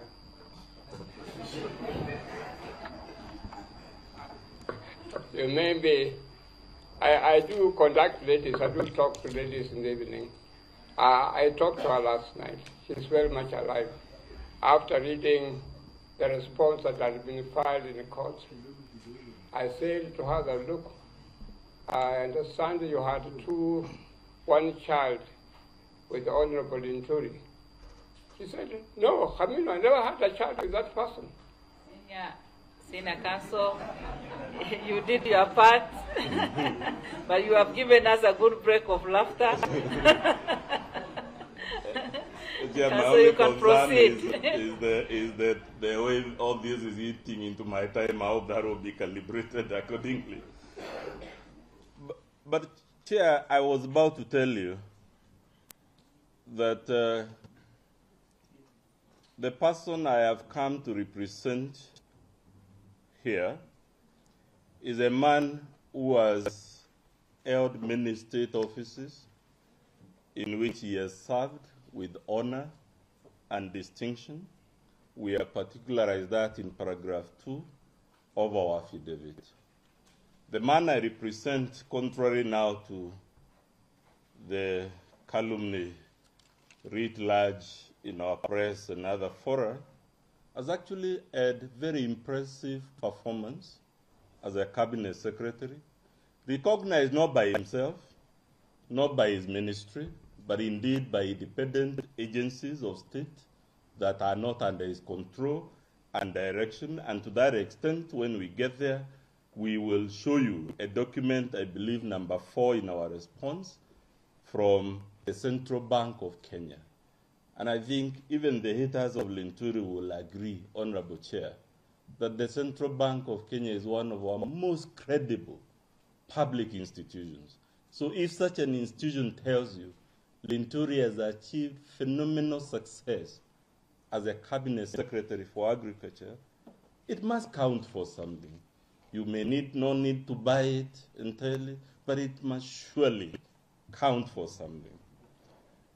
The man I've come to represent here, Honorable Chair, unfortunately, has been the victim between 2018 and 2022 for a 5-year period of a state-sponsored public shaming, public vilification, public defamation campaign.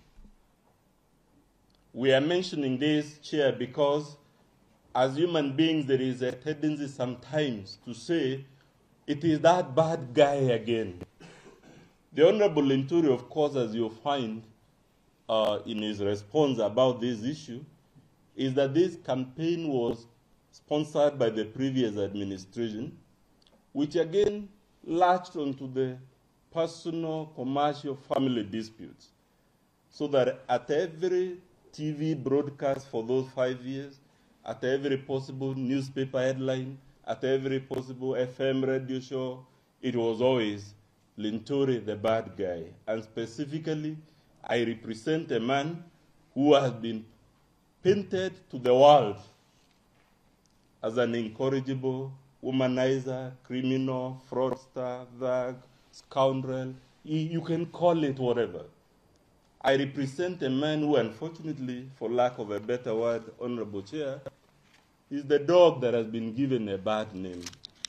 But we must tell the move of this motion, we don't dismiss people from state office because they have a bad reputation, especially when that reputation is an artificial creation of a previous administration that was only doing this to punish the Honorable Linturi for supporting the candidature of the Honorable William Ruto as President of the Republic of Kenya, as opposed to the other candidature that the administration then in place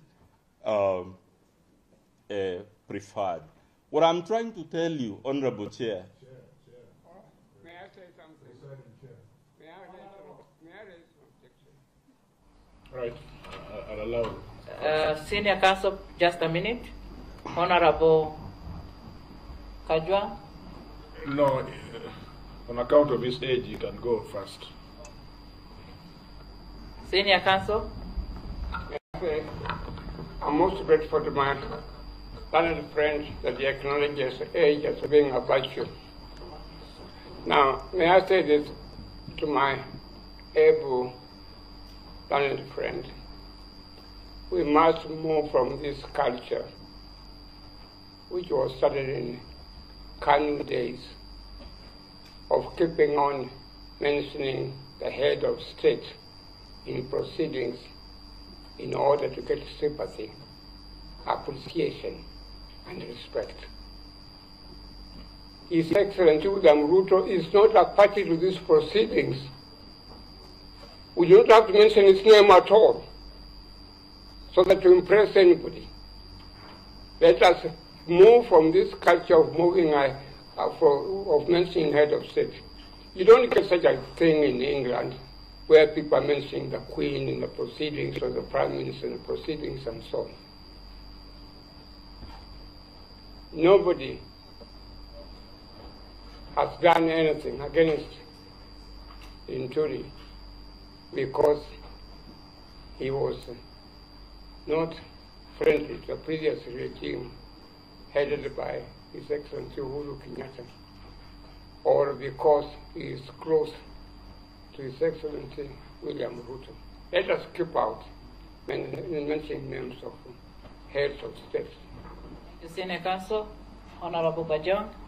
Well, I think we need to be relevant.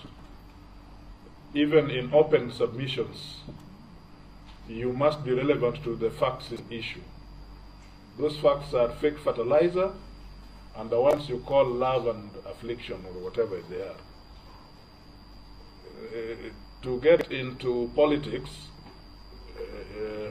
will be getting out of the rail, and many of these members know how to play politics than people on your side.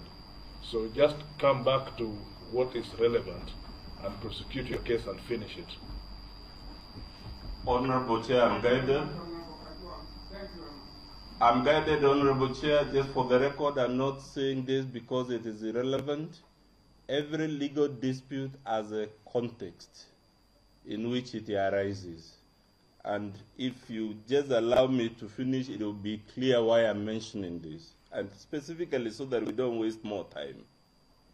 All I'm trying to say, Honorable Chair, is that it is humanly possible for us to fall into the trick of saying it is that notorious Linturi. If there are serious allegations about him, they are made because they are true. And that's the only danger that I'm warning the committee about. That is the only context in which I tell you, because it is public knowledge, that the man I represent was a victim of that public shaming, public vilification campaign on TV, on whatever. I am here to humbly tell you, Honorable Chair, I'm afraid the member has no power to warn the committee. Yeah, that's what he said. I'm warning this committee. It is not within its power. It's a legal term, Chair. I think my colleague, when we say warning, it's not in the ordinary sense of the word. It is in the sense used to direct juries about the dangers of prejudice and the dangers of bias. So it is not a warning, of course. Honorable Linturi has no capacity to warn anyone. Thank you, Council. It's a term of art and it's a legal term. I think my colleague doesn't know. Thank you. You have educated those who are not learned fellows, and we have. I'll say something. Let us not forget. With a serious tone. Let us not forget. He has told this select committee that he is under surveillance. So when he uses the word warn, he knows what he's talking about. Thank you. The honorable members are hearing, and we have Honorable enough Chair, learned. with all the interjections now, I don't know how much of my time has been spent in the... Don't worry, we will take care of that. Okay. We will take care of that. Okay. And, we have taken note of what you have said. Thank you. Much obliged. So, Chair, I was saying that when you sit as a judge, because this committee is sitting as judges, the practice in the legal world, and luckily there are many legal minds in your committee, is always to one of the dangers of putting in your mind, oh, he's that bad guy. And because he's that bad guy, he must be guilty. The allegations must be true. That's all I'm doing by giving you that context. And I must also tell you, Honorable Chair, we must be dangers of the crucify him approach to a matter like the one before you. In the Christian Gospels we were told, because the mobs were baying for blood, crucify him, crucify him. He's a bad guy, therefore and I'm saying again, it is easy for you to be told cries of farmers, cries of victims. And of course, we are not here to trivialize. Farmers have suffered in this matter. No one can deny that with a straight face. What happened is as unfortunate as it can get. But that would not justify a lynching or a crucify him approach to the matter before you. That is why, under the Constitution, Chair, you are to investigate. Your duty is not just to roll heads, to serve somebody's head in a platter so that the masses can stop saying, crucify him. We are baying for blood. Honorable Chair. Let us be honest. Let us not waste the time of the committee. We are doing so, I'm sorry. Linturi himself has said very loudly that the farmers who received these fake fertilizers should be compensated. He has said so very loudly. Honorable Chair, I will seek your protection because I now believe there is a strategy to interject so that my thoughts don't flow. I never talked when they were talking for a whole 40 minutes.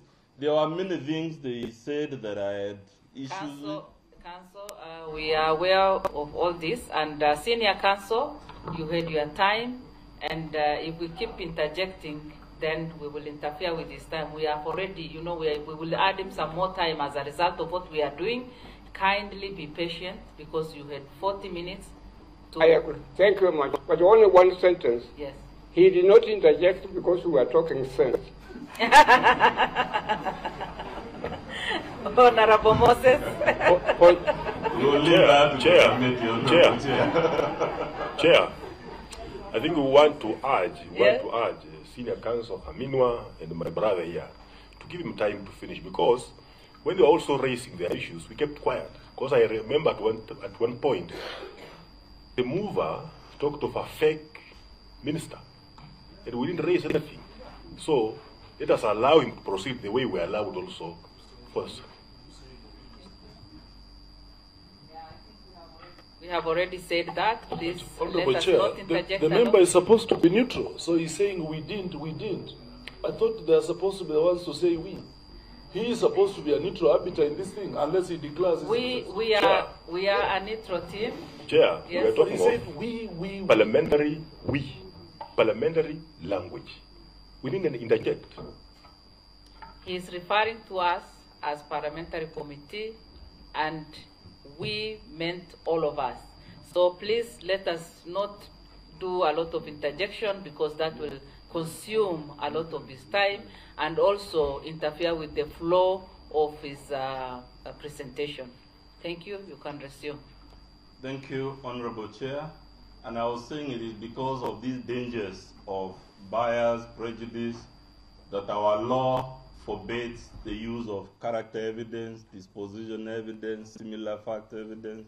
Basically, all I'm saying is that this matter is not one in which we can judge Linturi for his so-called reputation.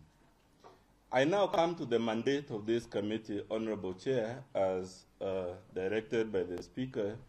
The Speaker said these proceedings are quasi-judicial and they have to be characterized by heightened degrees of conscientiousness, fairness, transparency, and whatnot. My understanding, Chair, of which I could be wrong, is that this committee is sitting as judges. You're not sitting in this committee in your capacity as members of the National Assembly. You're not sitting in this committee as representatives of whatever political formation. I think we know our role. Can he focus on what brought us here? Fake fertilizer. Honorable Omanyo, please. Thank you very much, please, there is a lot of interference. Yes, but it's our roles. We know our role. Can we listen to him first, and then we will make our judgment? Point of order, Chair. I Yes. think let's go back to the basics, that for the opening remarks, somebody should not be interrupted. I think that is the basics of any proceeding. That is what I'm trying to It's say. unfortunate we allowed it, but I think, Chair, you need to assert that for opening remarks, there are no interruptions whatsoever, period. And I wonder why we are getting emotional. Please let us be patient, let us listen, let us not jump and make conclusions. And we were very fair with Honorable Wamboka and his team. So I don't see why we should, always interject when the council is presenting. Please let us be patient and give him the remaining time, please. Thank you, Chair. I was to say you sit in this committee as judges, and the only point I wanted to highlight in this, of all the things human beings do, Honorable Chair, of all the offices human beings occupy, it is only in the office of judge that a human being takes the position of God to pass judgment on another human being. The other things we do are temporal. The administration of justice is something divine because it elevates the human being making that decision to the level of God. That is why our Constitution in the third schedule, Honorable Chair, says justice is to be administered, quote unquote, without any fear, favor, affection, bias, ill will, prejudice, or any political, religious, or other influence. I'm humbly submitting to you that this is the applicable constitutional threshold.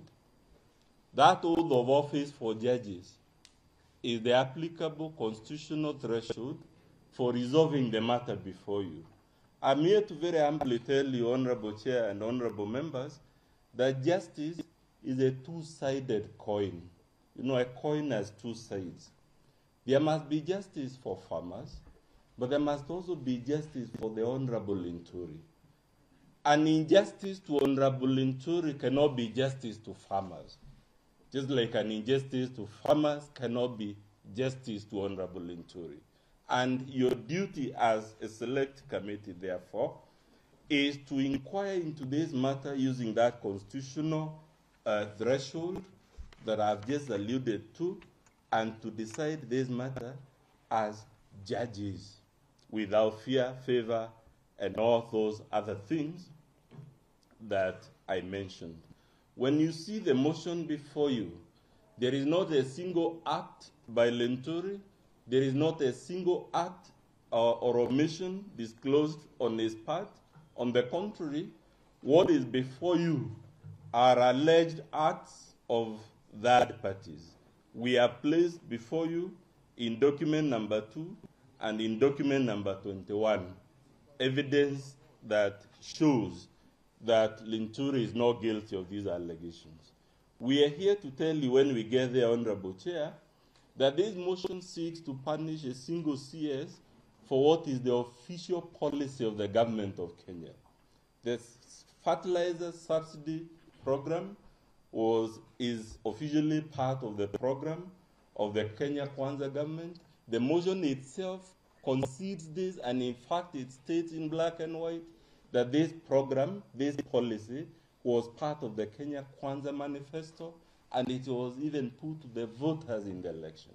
How is it, therefore, Honorable Chair, that if those are the facts as pleaded by the mover, we now isolate one cabinet secretary for what is considered in the motion to be part of the official government policy, and say this is the cabinet secretary who is liable for whatever went wrong with this policy? We will be asking you to check that the whole of Ground 2, as I said, is matters that predate the appointment. We'll be urging you, when we get there, to note that the mover has lied. L-I-E, Honorable Chair.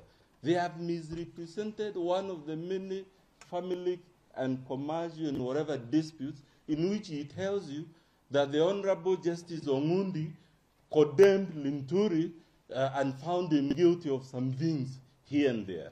On the contrary, because we have produced that document before you, that judgment, we will invite you to read it. It is, I believe, at page 228 of our Badu, to ask yourself, is it true? And are we going to believe a mover who has the audacity to even lie to you on a document that is in the motion in black and white? He tells you this is what the judge decided. It's there. That's not what the judge decided. On the contrary, that ruling upheld the complaint that the Honorable Linturi addressed about the persecution by the previous administration, about the previous administration latching on to personal, family law and love matters to convert them into a tool for negative media campaign, as a tool for criminal arrest, as a tool for other forms of state-sponsored oppression. We will invite you to note at page 252, document number 10, that the matters were closed, as I told you. We will invite you through documents number 11 to 19, as I said, to note the courts, and I mentioned them, all of them, sitting in various stations, ruled in favor of Linturi. How can that material now, in which the courts ruled in favor of the Honorable Linturi, be the reason we are here? And lastly, Chair, so that I'll give my way at least 10 minutes, I want to come back to judging, because you're sitting here as judges, and I said judging is the only human enterprise where human beings take the seat of God and pass verdict on whether the behavior of other human beings is sinful, is criminal, is moral or immoral, and whatnot. And because it is something where we take the position of God by passing judgment, I am to reflect and ask myself, what does God teach us? Unfortunately, I'm not a religious man, and my interaction with religious texts, Honorable Chair, is sporadic and disjointed. But I tried the most I can to ask myself, what does, if we agree that judging, which is what you're doing, is the only activity in which we take the place of God? And I asked myself, from Islam, what do we learn? Because the dominant religions in Kenya are Islam and Christianity. In Islam, I checked one of the hadiths, Hadith 3566. The hadiths, Honorable Chair, are recordings of conversations the Holy Prophet is believed to have heard with various actors and passed on the divine revelations to him. So this particular hadith is about judging, and it says, if I may read, judges are of three types, one of whom will go to paradise, and two to hell. The one who will go to paradise is a man who knows what is right and gives judgment accordingly. But a man who knows what is right and acts tyrannically in his judgment will go to hell. And a man who gives judgment for people when he is ignorant will go to hell. It's book 24 from, I think, Hadith 3566. You know, Chair, when I say you're acting in the place of God, because that's what the law permits you to do, if you doubt that you're actually in the place of God, the decision you make, there is no legal recourse against it, just like judgments passed by God. You know, the other judgments, we go in the lower courts and whatnot, you can appeal to the High Court, appeal to the Court of Appeal, appeal all the way to the Supreme Court. Yes. I need to notify you that we have less than 9 minutes now, together with the time that we have added. We have added 5 more minutes because of the interruption. Can I assume you will allow my friend the 10 minutes I had craved for? Unfortunately, all the interjections now sort of mumbled up my time consciousness. Then that would mean you conclude and we allow... Okay, just 1 minute I conclude, then Mawera will do 10 minutes. Honorable Chair. I asked myself what we learned from the Holy Bible about judging, and we are told one of the things in Matthew 7 is, let's be slow to judge, lest the same measure be used to judge. Again, the same measure we use to judge others be used against us. We are told in another biblical text about judging the speck in your brother's eye and forgetting the log in your own eye. And why I ask this is the mover told you many things about the arrest of his spouse. And for me, the question is, where did he get the courage to move this motion when, as he was prosecuting it, his own spouse was defending herself in criminal proceedings for fraud? With those very many remarks, Chair, please allow me to call Mr. Mawira. And thank you very much for the time accorded to me.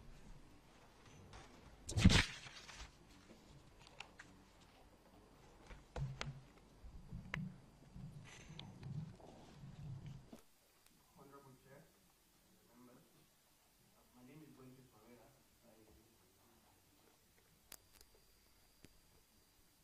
I will begin from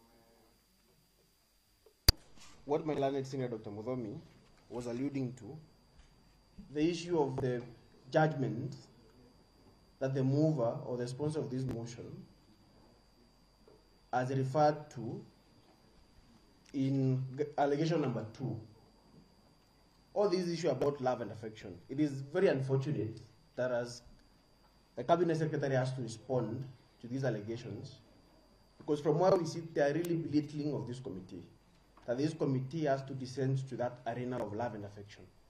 But because the Cabinet Secretary must respond, then we are compelled, Honorable Chair, to bring to your attention that there are 3 judgments, a judgment and 2 rulings. There are 3 judicial decisions by the courts of this republic that in all the 3 judgments, the courts, judges are found in favor of Honorable Linturi that all these allegations of uttering false documents, procuring execution of documents through false pretenses, allegations of forgery and fraud. These 3 different courts sitting in different stations in this republic are found in his favor. And they have held in the judgment of 30th November that the mover has referred to in his motion, specifically ground 2, that the allegations of forgery, the allegations of uttering false documents, procuring false execution of documents, all those allegations are untrue. And that is why we say, Honorable Chair and the members, that the mover has seriously mischaracterized the judgment of 30th of November 2021, which we have referred to in our response.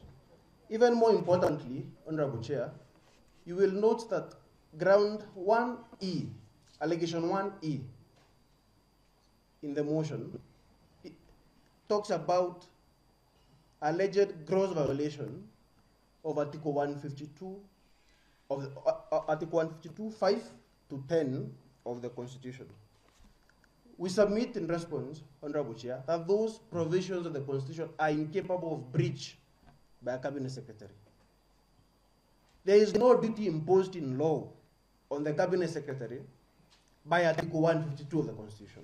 Article 152 of the Constitution merely talks about the powers of the President to appoint a Cabinet Secretary, and even the powers of this committee, or even the National Assembly at large, to dismiss in the event that a motion calling for the dismissal of a Cabinet Secretary is upheld. So there is no specific duty imposed in law for the Cabinet Secretary under that constitutional provision. So it must therefore be that that constitutional provision is incapable of breach by the Cabinet Secretary.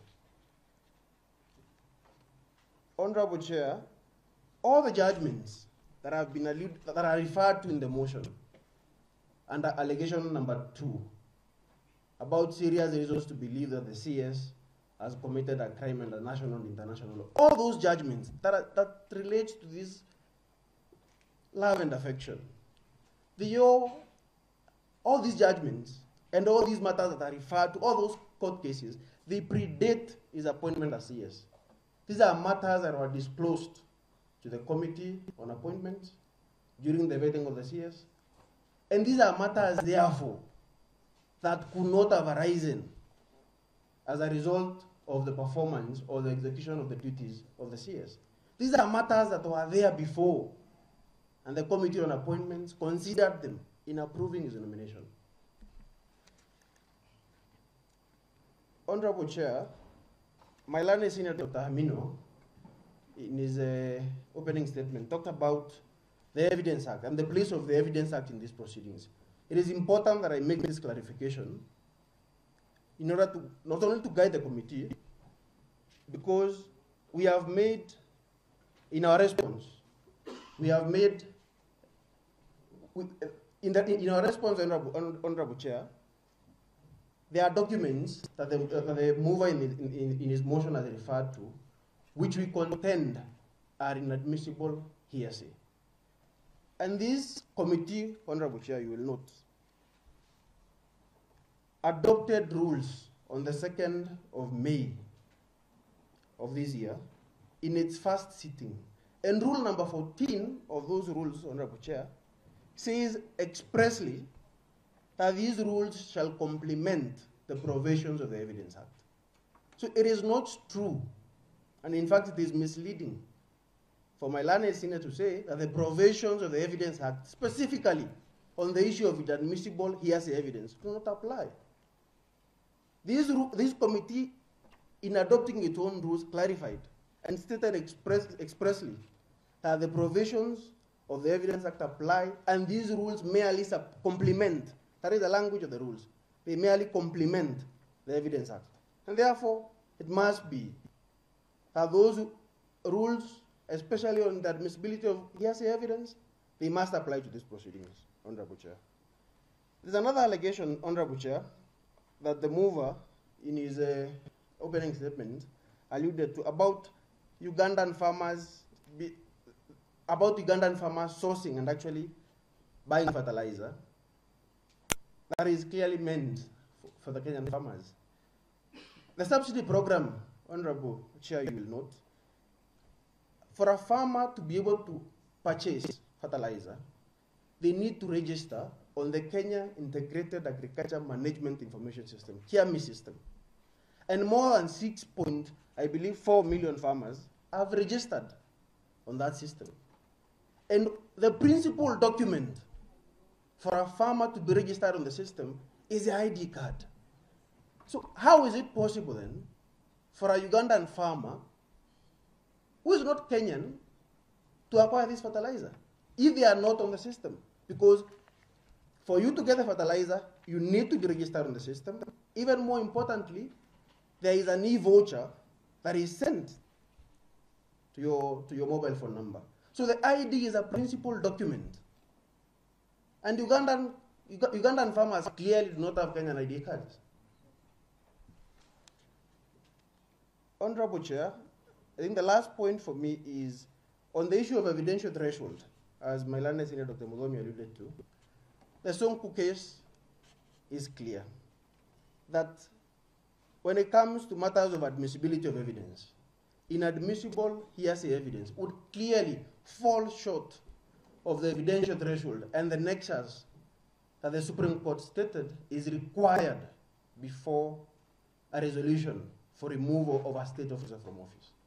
And, Honorable Chair, I would just want this Honorable Committee to take note that let the committee, because we have had in other proceedings elsewhere, before the Senate, and specifically when the Senate was debating the impeachment bill that is currently before Senate, I personally heard the majority leader of the Senate say that that bill is meant to cure or to remedy the problems that arose after Governor Sonko was unlawfully handed out of office.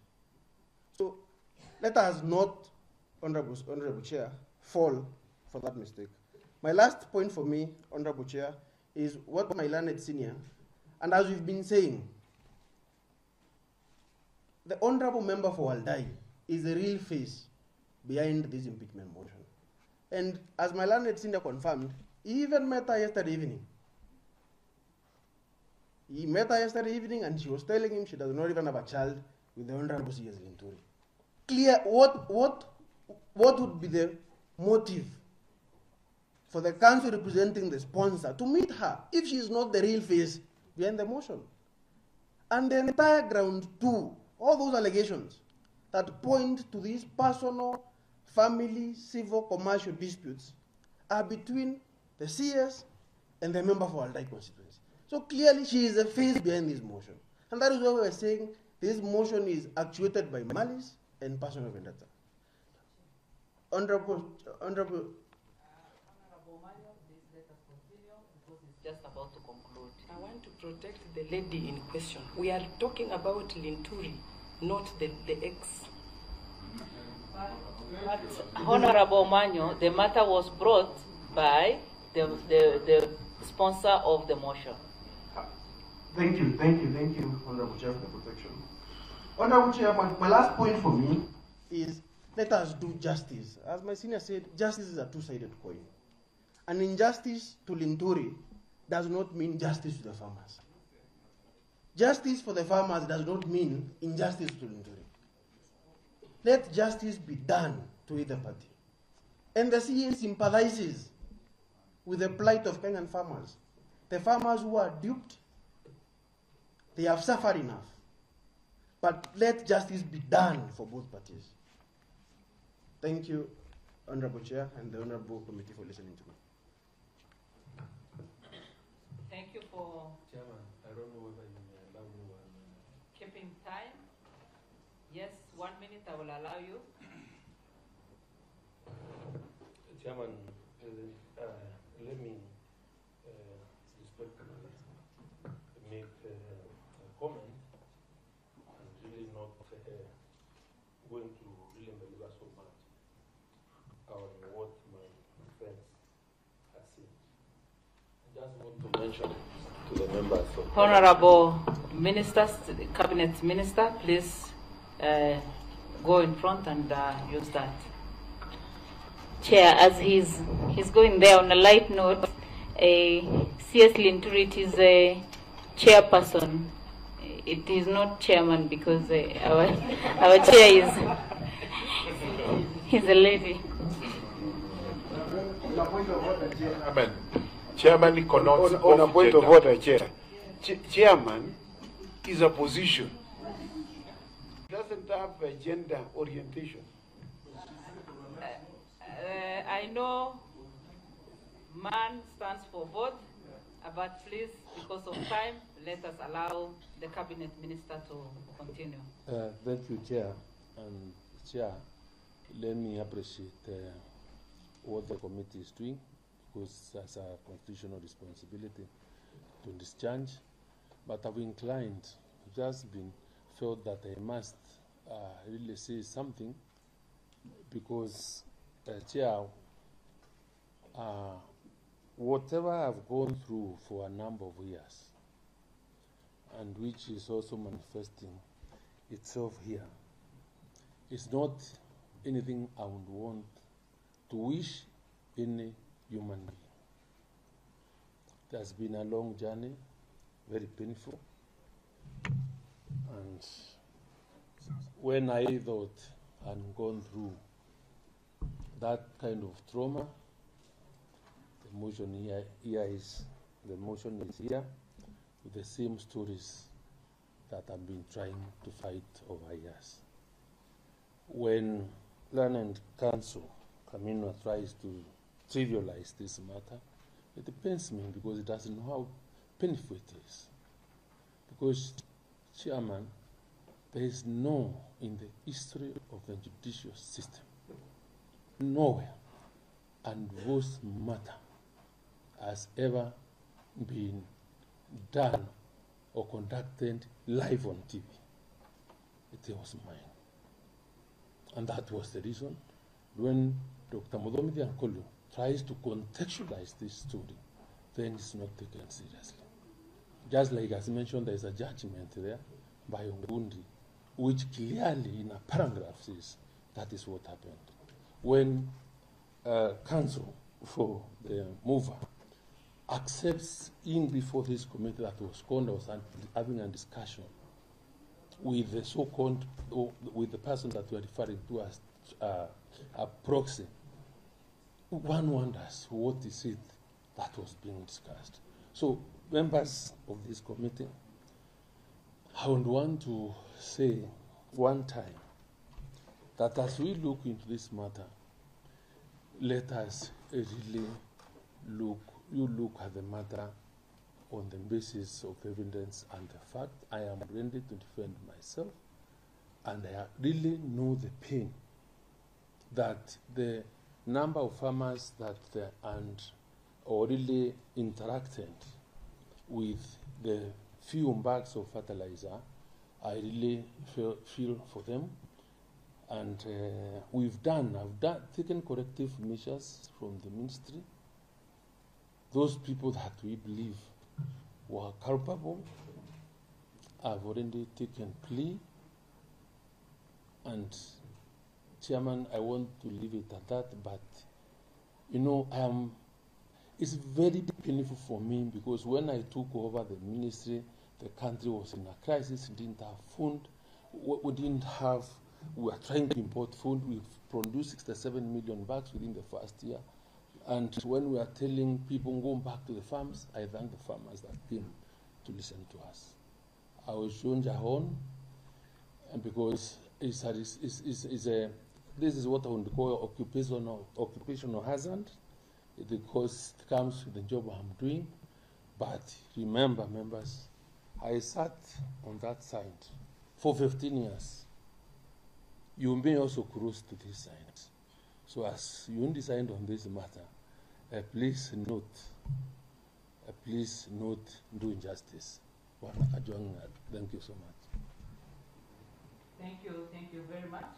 Members, we are done with opening statements from both the parties. Now we will proceed to evidence taking.